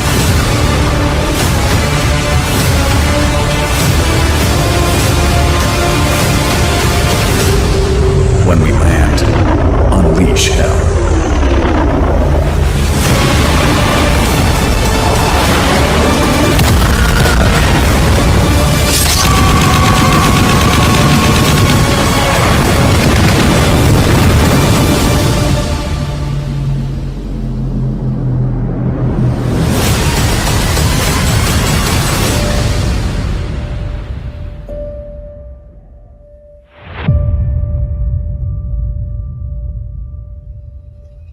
Yeah, that's They cool. feel like modern video game characters. You know what I mean? Like they feel like characters they'd have on like those games that my little brother and stuff play, like Fortnite and stuff. You know, like Yeah. My only Bedrock kind of looks like a big, huge, glorified like Thanos or something. Like yeah, doesn't look like Bedrock, but it's cool though. no, but it's Yeah, cool it did seeing pretty them, well like, though, for like AI to get kind of close. Yeah. It's pretty Yeah. crazy. Like, imagine if this had a budget and a studio behind it, you could get it right, you know? Right. Well, I wish they would do that instead of just, rebooting the same stuff that we've already seen in movies. There's so many, even popular stuff. It's a gamble, man. They got to roll the dice. The big old companies are looking, and the Superman movie that they just did, I heard everyone sing its praises. I enjoyed it. What other Image comics besides Spawn ever got a movie? Yeah, exactly. Well, no, I'm just asking. I'm not trying to ask it like shittily. They got an animated. They got an animated. It doesn't mean much, but they got an animated film. You know what I mean? Well, Walking Dead was Image, wasn't it? Yeah. Yeah. But I mean, I'm talking like the Seven. Is there a Shadowhawk movie? Is there a Shadowhawk movie? It's like where's the Youngblood or Cyberforce movies or comic book movies have evolved so much, like that I feel like they could do those now, and they would be. Before today, I'd never met a Cyberforce fan. Do you understand? Really, the omnibus did really well on Kickstarter. There's lots of Cyberforce. I'm not shitting fans, on it. I'm just saying I've never heard anyone say I fucking love Cyberforce. This is why. Right. Ever. I'll tell you, I love Cyberforce. Mark Silvestri is why. It's very simple. Mark Silvestri is fucking awesome. Yeah. Yep. He's awesome. I mean, it's like you take these guys, they come from Marvel, they've worked on the X-Men, all this stuff, and then you get like their brainchild in Image, and they get it's very derivative, but you kind of get their, all their cool crap they've been marinating on probably for like 10 years, working at Marvel. Like, man, I wish I could do my own stuff. Like, let me think of this. And you know what I mean? So I thought it was really cool. Cyberforce, Wildcats. I dug their crossover event. That was killer, man. So Deathmate? Was that what it was called? Deathmate? There was that, but I was thinking of so it's like Cyberforce 6 and 7 crossover with Wildcats. 5, 6, 7. That has the Jim Lee Ripclaw cover or whatever, right? Yeah, man, I remember that shit. Yeah, that was dope. Yeah, I think the Cyberforce movie, trailer would probably beat the Youngblood one, just because those character designs were so amazing. Yeah. But I'd like to see how the AI handles that guy with 3 arms on one side. Yeah, I was about to say the exact same thing. That dude be falling over. Yeah. And I was a Wetworks fan, so but whatever. Yeah. I had the worst. I was just pure Marvel back in those days. I didn't. Yeah. You're a Spider-Man guy, right, Bancroft? Spider-Man guy. That's it. Yeah. I was. I did get Spawn off the newsstand before they pulled it. But not many issues. Nice. Oh yeah, there you go. Nice. You're a tremendously talented artist, man. Like stick with it. Nuts. That is nuts. Thank you, man. Is that just a piece that you did for fun, or what is it like? That is for fun. Yeah. That's for It's fun. crazy. Yeah. It's like you gotta work on stuff that you're, it's like the fun stuff when you're doing the work.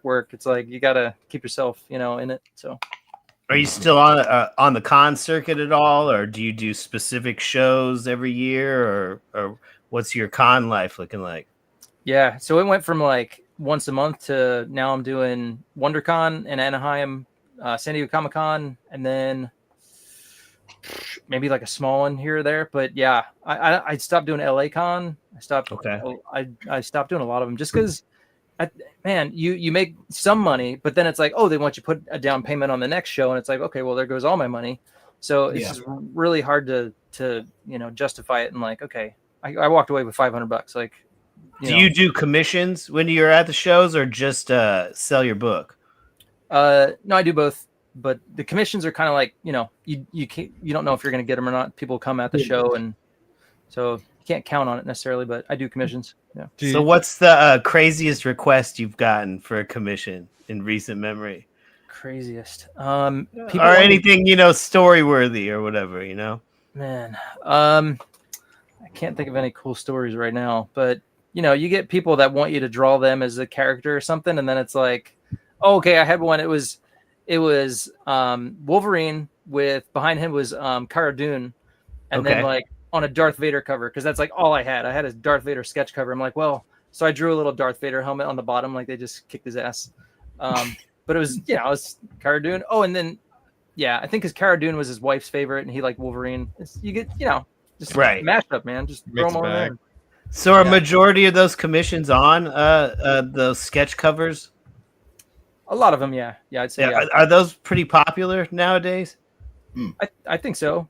I've seen the Zaid brothers have recent success, with incorporating a sketch cover tier that drops like every week, with the campaign and kind of generates interest. And I was wondering, how often you do those, when you're doing commissions, or if they're like the cool thing right now, Yeah, it all depends. A lot of, once in a while you'll get somebody that gives you a sketchbook and it's got like 50 other artists that have drawn in there before you, which is awesome, because then you could like, oh wow, there's Will Spartaccio. That you're like flipping through and freaking out. But you do get those, but a lot of them I think are the sketch covers. So, but yeah, I've seen those Zaid comic covers. Those are rad. So if you ever need one, Phil, let me know. I'm there down. We go. Yeah, get one your way. We can have that arranged, man. Well, I actually ordered the his new book, the what's it called, The Cowboy Guy, that looks freaking awesome. The Man with No Strings. Yes, I ordered that with the sketch cover, so I will definitely be doing one, because that character looks awesome. Awesome. So, yeah, and he definitely fits your style. My sketch cover somehow. All these amazing artists are doing it. Kenneth Roquefort's going to be doing one. I'm just going to lose my copy. Right. You weren't asked to do any sketches of, slaughtering ICE agents, were you? I was not. No, and I don't think I'd do it if I did. Yeah. What would you do? What would you say if someone came up to you and asked you to draw a violent political? Make the cake, bigot. Dude, I'd have to get into it with a man right there on the floor, because it's like, I'm not drawing that crap, dude. Like, you picked the wrong guy, man. Like, sorry, bro. I love police.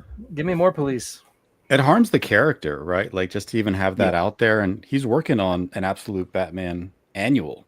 So yeah, it wouldn't matter as much if he was just an artist and he just did a con sketch or whatever. But the fact that he is the current artist on Batman lends a lot of legitimacy. Arguably one of the most talked about Batman titles coming out right now. Yeah, and he's a very talked about artist. A lot of people are saying he's like the face of a new direction in comic book arts, who's very prominent. And I'm sure you guys probably agree, like, you become a custodian of these characters at that level. Yeah.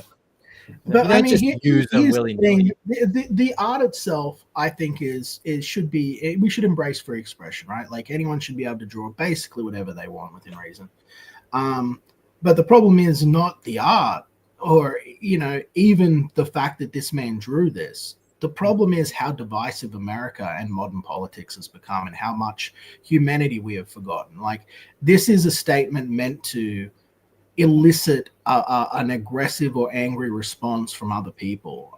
It is a power statement, and that wouldn't come along naturally in an environment where we were putting our neighbors first and thinking about one another and what was best for everyone. Instead, we've got this constant fucking war going on since 2014, of left versus right, in an endless cycle of fucking who can own the other one the most, and it's completely lacking humanity and compassion. And it's not America, in my opinion. But what do I know? And I'm in Australia. Yeah. No, it's just feeling the fire, and it's like the Mhm. left just keeps, like, so I'm in California, but Gavin Newsom, like every time I hear him talk, it's like, oh, Trump's at war against whatever. Trump's at war against, like, the language itself is just like always war, and It is to create conflict. It is to create conflict to the point where we had a man executed for free speech on the public stage in front of everyone. And then we had a whole bunch of these people literally cheering and celebrating like it was fucking Mardi Gras. Mm-hmm. And I thought, you guys are monsters. You've allowed yourself to become demons. And this is a country divided upon itself. And what did old Abe Lincoln say? Was it Abe Lincoln that said a house divided among itself will not stand? Am I misremembering? Am I misquoting here? Yeah, I think that was Abe Lincoln. Yeah. Well, I don't know. I think DC Comics, though, should be concerned that this is how their brand is being represented by one of their employees. Oh, they definitely would be. I imagine. I imagine that he's got an email. I wouldn't think this. What else could have happened? I mean, Adam Lawson had a good response to this on Twitter. He's just like, very impassionate, saying, "What are you hoping to achieve with this? Because it's not gonna change anyone's mind. It's not gonna. All it's gonna do is entrench people and drive people away. You're gonna have now DC is gonna have tons of readers again who aren't gonna buy a potentially good Batman story because of an artist kind of putting their own political statements onto legacy characters." Mm-hmm. It's not a legacy character. It's absolute Batman. Well, and he's not Bruce Wayne. Absolute Batman's one of the things a poor kid from the block. Like, it's a different thing. And this is just a con sketch anyway. I mean, bro, I'm not going to boycott Daniel Warren Johnson. It's like he's a top Transformers artist.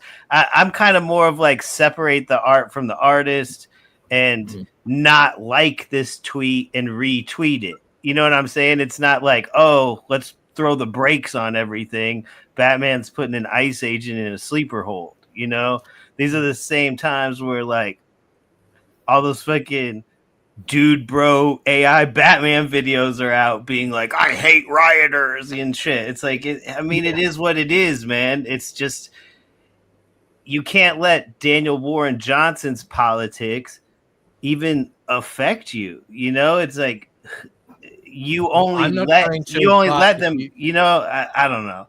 It's not like he's gonna change anyone's opinion with this. All the people who follow him are already leftoids anyway, right? It's not like. Well, I don't know. I agree with, to an extent, not separating the art from the artist. But if you just read through his tweet, there are hundreds, if not thousands, of response saying, "Well, I guess I'm not going to buy his Batman book." And that's just but what if those people were never buying his Batman book, and their currency is engaging in the "I won't" mentality? That is you know what I'm saying? I'm just playing devil's advocate here, but I agree. We have seen this a lot, like from both sides, Mike. Like, we have seen so many people like, "Oh, I know, I'm not even going to back your book anymore." It's like, well, I'm not going to back it. It's like you never did in the first place. You're just here to bitch and moan. You know what I mean? Like I don't know. I think.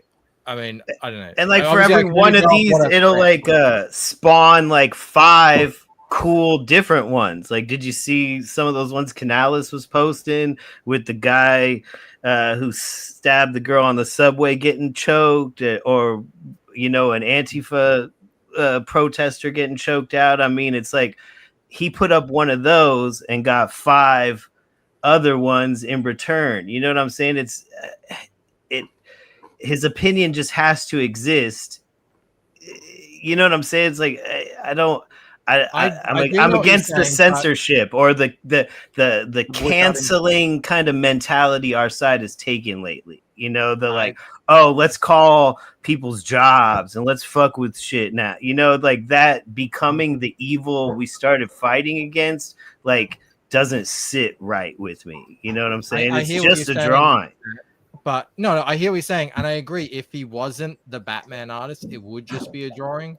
But it's like if I think, okay, let's say I took. I mean, he's not the Batman artist. He's drawn an annual. Nick Dragato is the guy. Well, it's not Daniel Warren Johnson. I don't think it's fair to hand wave it away either, because again, Absolute Batman in this media cycle, in the last couple of media cycles, has been the most talked about Batman in a fair while in DC. Like, this is the Batman everyone's talking about. Oh yeah, so, New York Times bestseller, top 10 Batman, man. Yeah, it's up there. I'm just saying, imagine I took the brand, a product from the brand that I work for, and used that and made like some divisive, violent statement, left or right, and put that out over social media, and I was famous. I would expect to get in trouble for that. I just think it's time for unity, you know? Right, but then, like, where's the line at what you can draw at a con?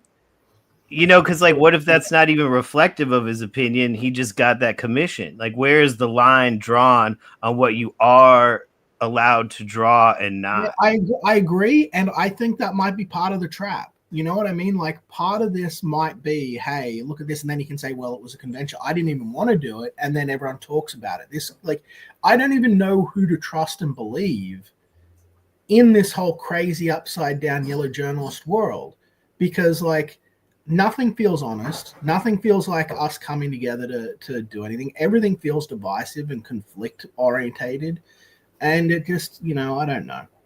The whole situation just, you know, makes me a sad little koala, man. I think as an artist, if someone asked me to draw that, I'd be like, no, sorry, dude, I'm not going to do that. So the fact that he did draw it kind of tells me that that's where his politics lie. You know what I mean? What if they offered him $4,000? You know what I mean? Would you draw it for $4,000, cash in hand, slapped it on the table in front of you?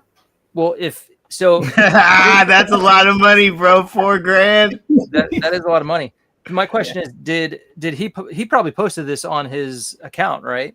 Yeah, first he did. Right. So has he come out against it and like say, oh, sorry, I just got money for this. I was, you know, I don't agree with it, but I drew it because I got money. Like, I'd never draw like Trump getting like his head slashed off or something. Like, come on, that's just distasteful, right? So I don't know. You just got to let, you know, social media do its thing. If, you know, like the girl who, well, no, I don't know. Was she a girl? The lady that was doing Red Hood, she was a writer, and they kicked her off when she was celebrating Charlie. No, that was a dude, I think. Oh, that was a very complicated gender suit. That was a transformer. Yeah. Okay. Transformer. Yeah. Okay. So, like, you know, she got the boot, right? So maybe they'll talk to him. Who knows? But you kind of got to let see what happens, man. I mean, bro, that was some random fucking Red Hood writer. This is Daniel Warren Johnson. I mean, I think talent kind of succeeds cancellation at this level, you know? Well, this motherfucker sells tons of books, tons of Transformers. He was the it artist with Powerbomb. Everybody loved Murder Falcon. Like, this dude's Instagram has followers you wouldn't believe with tons of content. I mean, bro, his drawings are so dope. I really don't care. You know, like it's like that. He'd have to do something truly egregious for me to even be miffed, you know? Yeah. Yeah. It sort of comes down. It all comes back, if we go far enough back in time, back to when this sort of like remember Holy War? How Holy War was canceled? Oh yeah, with Frank Miller. That's right. With Frank Miller? Oh, Holy Terror. You're thinking of Holy Terror. Sorry, Holy Terror. Yeah. I apologize. Yeah. So, I mean, there are sort of political lines that these companies don't want you to sort of cross with these characters at all. And and it's understandable because it's not good publicity. It's not good for them. And I think that, you know, Bancroft's got a point. I think that you've got a point, Fowler. The problem is this is a really gray, muddy place. And it's hard to even know how to navigate this space because you want the freedom of the arts, but you also don't want these characters that are let's be honest, like they're made for kids, and we're just still enjoying them. You know what I mean? And you don't want some artist politics screwing up your company though too, and which is why that, which is fair too. Like there's always a side. You know what I mean? There's always a fucking side, and it's just all I know is this shit is uncomfortable. It's an uncomfortable situation for these characters. It's got to be uncomfortable for the artists involved, and I don't think that it's benefiting anyone in the long run. Right, but if you don't make it an issue, it won't be uncomfortable. It's only uncomfortable because it's being amplified and parroted and like talked about and spread around like in a way that if you just didn't like it, it would go away. Like there's nothing about this random drawing from a convention that's ruining anyone's day or life. It's so like he's allowed to have his opinion. I read political cartoons all the time from the other side, like Ben Garrison shit or whatever. You know what I'm saying? It's the question that I've got for you. It's just a drawing. It's literally just a drawing. Yeah. I don't think that this would have elicited more of an outrageous response if it was on the cover of a DC comic than what it has just existing as in the form it's in. And I mean, this is specifically because it's ice, because it seems like when Batman beats up cops in year one, no one has a problem with that. When Batman's traditionally been a vigilante outsider in the pre-Commissioner Gordon cooperation days, he routinely disables cops, throws them out of windows, beats their ass. He puts one ICE agent in a sleeper hold, and the whole shit stops. It's like, wait a minute. The ice is the problem. The ice and what the ice represents is the issue of all of it. It's not. This isn't an in-story event where Batman is fighting corrupt cops. This is a political statement through art. Right. I think that's what's rubbed people the wrong way. This is purely a statement about Trump and ICE and what's happening there. But and shouldn't Daniel Warren Johnson have the right through his art to express his politics? He's got the right, sure. Yes, obviously. I don't think anyone says he doesn't have the right. I think this is about responsibility, right? We'll find out. It's about responsibility with these characters and being custodians of them. I mean, yeah, that's my take, that you have a responsibility. I mean, I know you said he's not like actual Batman, he's absolute Batman. So he's right. Not who's a different, he's not rich like Bruce. He's a poor dude from the, it's a different scenario, but whatever. What I wondered, I guess we'll find out if it affects anything. I mean, I agree. I love his art. I've become a big fan of his over the last couple of years. I'm not like triggered or anything. I'm used to it now that artists are leftists and they think like this and they do this sort of stuff. So I'm like, oh yeah, another day, another thing like this. But like we'll see when his book comes out, if it is affected by any of this, we'll see whether this social media hubbub is real or it's all just manufactured algorithm stuff. Yeah. And we should be unified. I think the lesson to take away from this is we are all humans. We all want what's best for everything, regardless if we've got different opinions on things. We have real enemies out there in the world. You know what I mean? We shouldn't be fighting with our own, and we shouldn't be divided amongst ourselves. We shouldn't be letting these divisions define us. They should be conversation, not control. Well, I think when DC's actually publishing it and it's not a con sketch, then maybe raise the alarm. But I feel like the outrage is the treat, so it's like making mountains out of molehills here, guys. Do you think DC appreciates this publicity, or they would send an email and say, next time can maybe don't do the really political sketches or something like that? I think he's too high profile of an artist for them to try to fuck with him. You know what I'm saying? How they say you have fuck you money, right? He's got fuck you talent. He's got clout. Yeah, clout too, right? For sure. That said, I will just say, and I've said this from the start, I'm not shitting on him as an artist, but he can come and fist fight me if he's got a problem. But I don't think that if you took the exact same character, the exact same story, and then you took the ears off that Batman and made it an original character, that it would have caught on or picked up the way it did. I think that the sole reason for its success is the Batman IP attached to his art, like regarding this design, this character, and the story he's telling in Absolute Batman. That's my humble opinion. So I think that he owes the character a lot and should be considerate to its ongoing appeal. You know. Then again, I don't think he should be censored either. So. Yeah, look, I don't see it as a censoring thing. He can do whatever the hell he wants, but you know, he's gonna just have to face the whether background. or not people are gonna accept that that's up to them. You know, if I got given a job to work on Spider-Man, yeah, I know I wouldn't, you know, be having him out there doing my personal politics things. If that, you know, just because I wanted to like send a message out, but that's me. Obviously, that's not Daniel Warren Johnson, but you know, he can do what he wants. I'm thinking we need to review this annual when it comes out. Yeah, in the chat they say the annual is actually about white nationalists. Yeah, so. I'm up for it. I'm in. If you want me, I'll read it. We'll get Eric in there too to review it, man, because he reads comics. I saw. Is it going to be white nationalists or like quote unquote white nationalists? You know, like what they basically, you know, like Britain just declared like almost everyone in the United Kingdom a white nationalist terrorist. So you know, imagine being able to like imagine having like Red Hood. You could like do a variation of Red Hood where it's like a fucking Ku Klux Klan guy and he's got like a blood-stained hood. You can do like anything you fucking want with like the radical extremism. You're like, you know what we got to do? We got to make outrageous hate mundane and bring it to the conflict instead of having like super heroic villains and super heroic extremes. We got to like the working class, the average guy that voted for Trump. He is the villain. It's just like fucking what? Like these motherfuckers better have eye lasers. That's all I'm saying.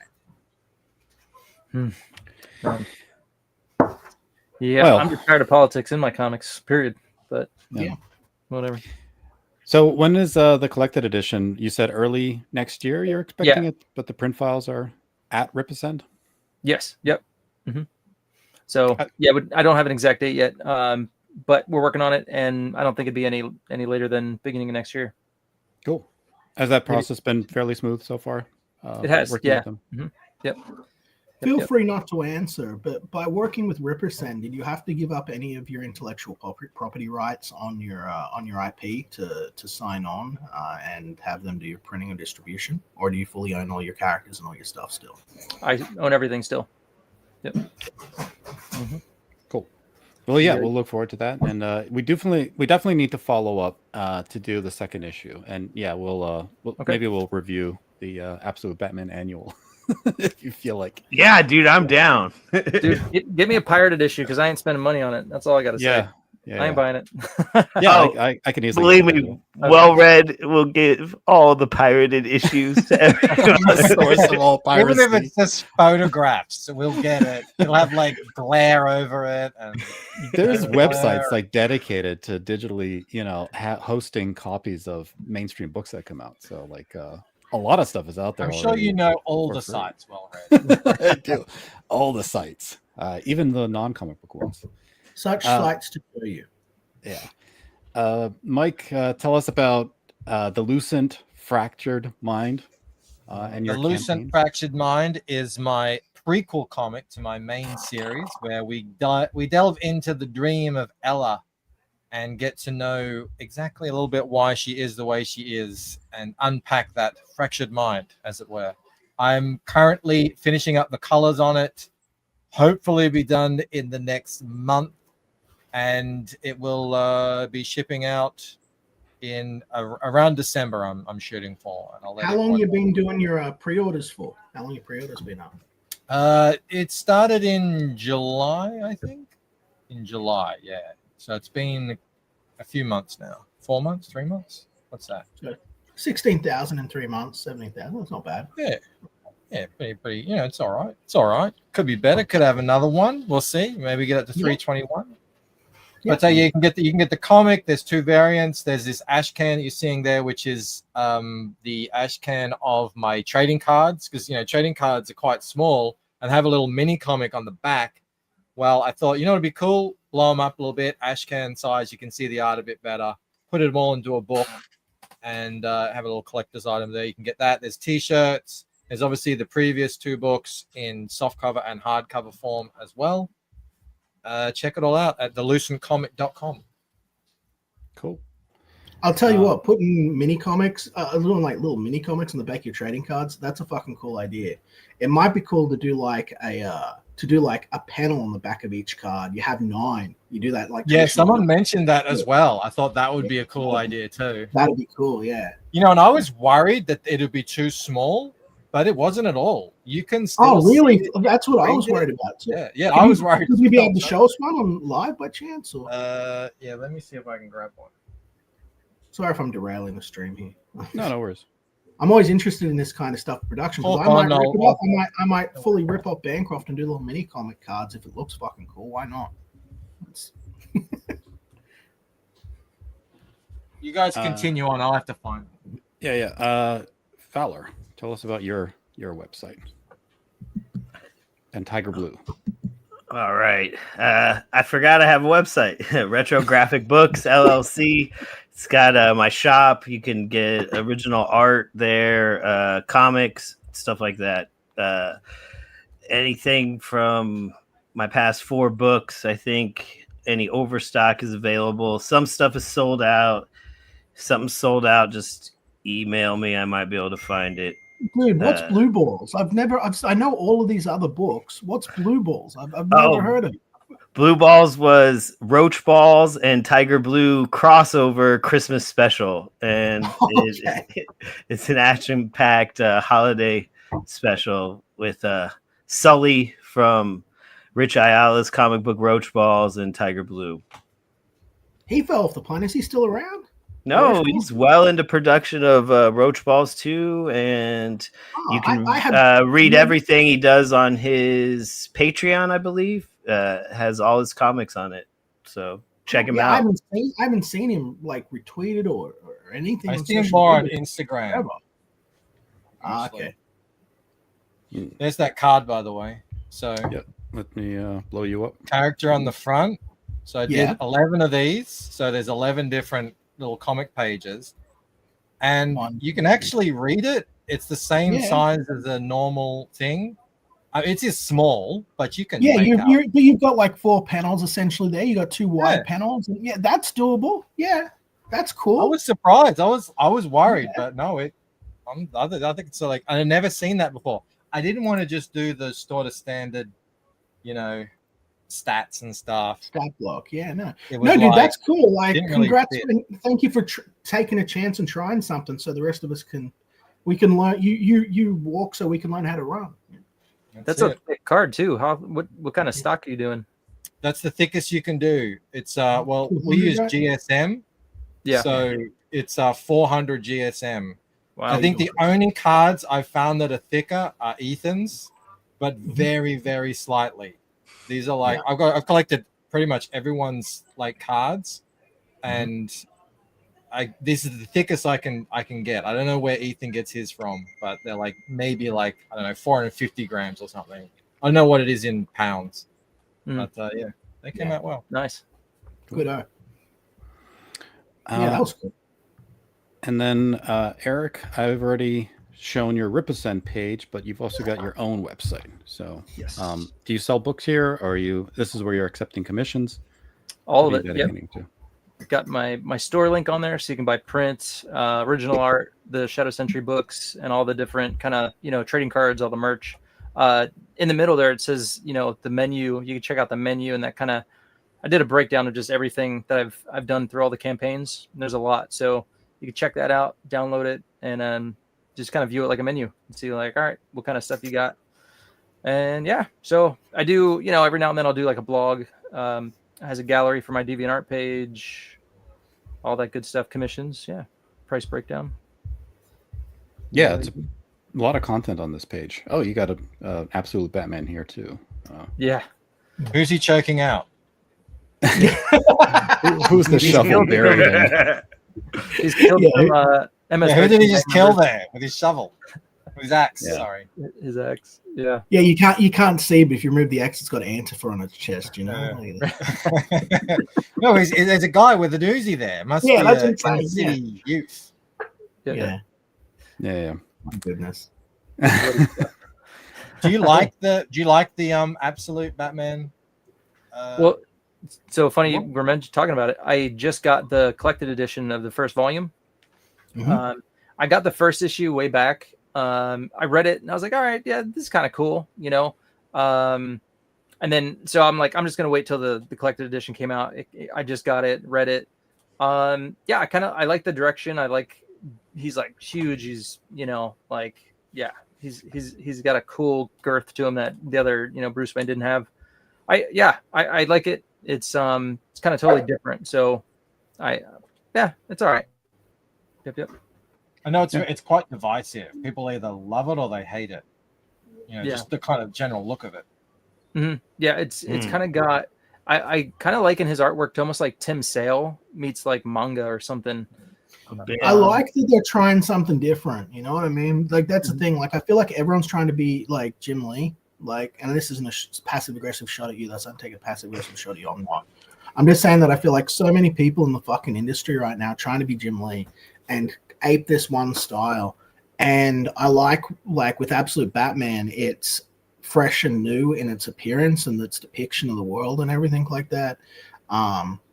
We don't see a lot of variation in sort of mainstream comics anymore. There's not much experimentation. I disagree, only because like in the 90s, like everybody was trying to be Jim Lee, you know, so like there was Brett Booth and, you know, even Capullo, like his art was more like that 90s, but now Capullo is like his own animal. So I think, I mean, besides Jim Lee, Ivan Reis kind of has a Jim Lee-ish appeal. Brett Booth, he's always been Brett Booth, but he's definitely coming to his own. Yeah, but these guys are sort of big at what they are. I'm just talking the stuff you're pulling up off each week when you go into a comic book shop and look on the walls, man. You think so? Like, okay. I think it's kind of going more Dan Seymour, like that simpler kind of look. It is definitely going simpler. Yeah, that is true. That is true. And there's a lot more. There's a lot of AI assets and shit being used as well. They said they're going to crack down on that, which I'm very happy to hear. But that's been an issue a lot over Marvel. But I felt like for the last few, I'd say like 8 or 9 months, that Marvel has just been eating DC's lunch. That DC's got like 2 good books that are sort of coming out, and Marvel is just fucking. Really? Because I heard the opposite. I mean, I'm not following it, but I started following comics again a while ago when I started doing comics with Chris, and I was literally depressed by the state of DC Comics compared to Marvel, because I was really into. I started out Marvel, went DC, loved DC.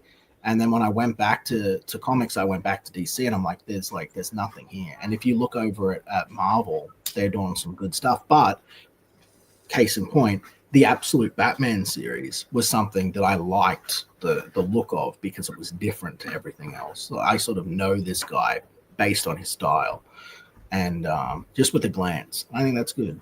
But yeah, it's a cool style. Yeah. Mm-hmm. Did you have anything you wanted to promote, Liam, before we? Just how great I fucking am. I mean, hi guys. Welcome. Not welcome. No, I got nothing to promote right now. Go grab Total Conquest.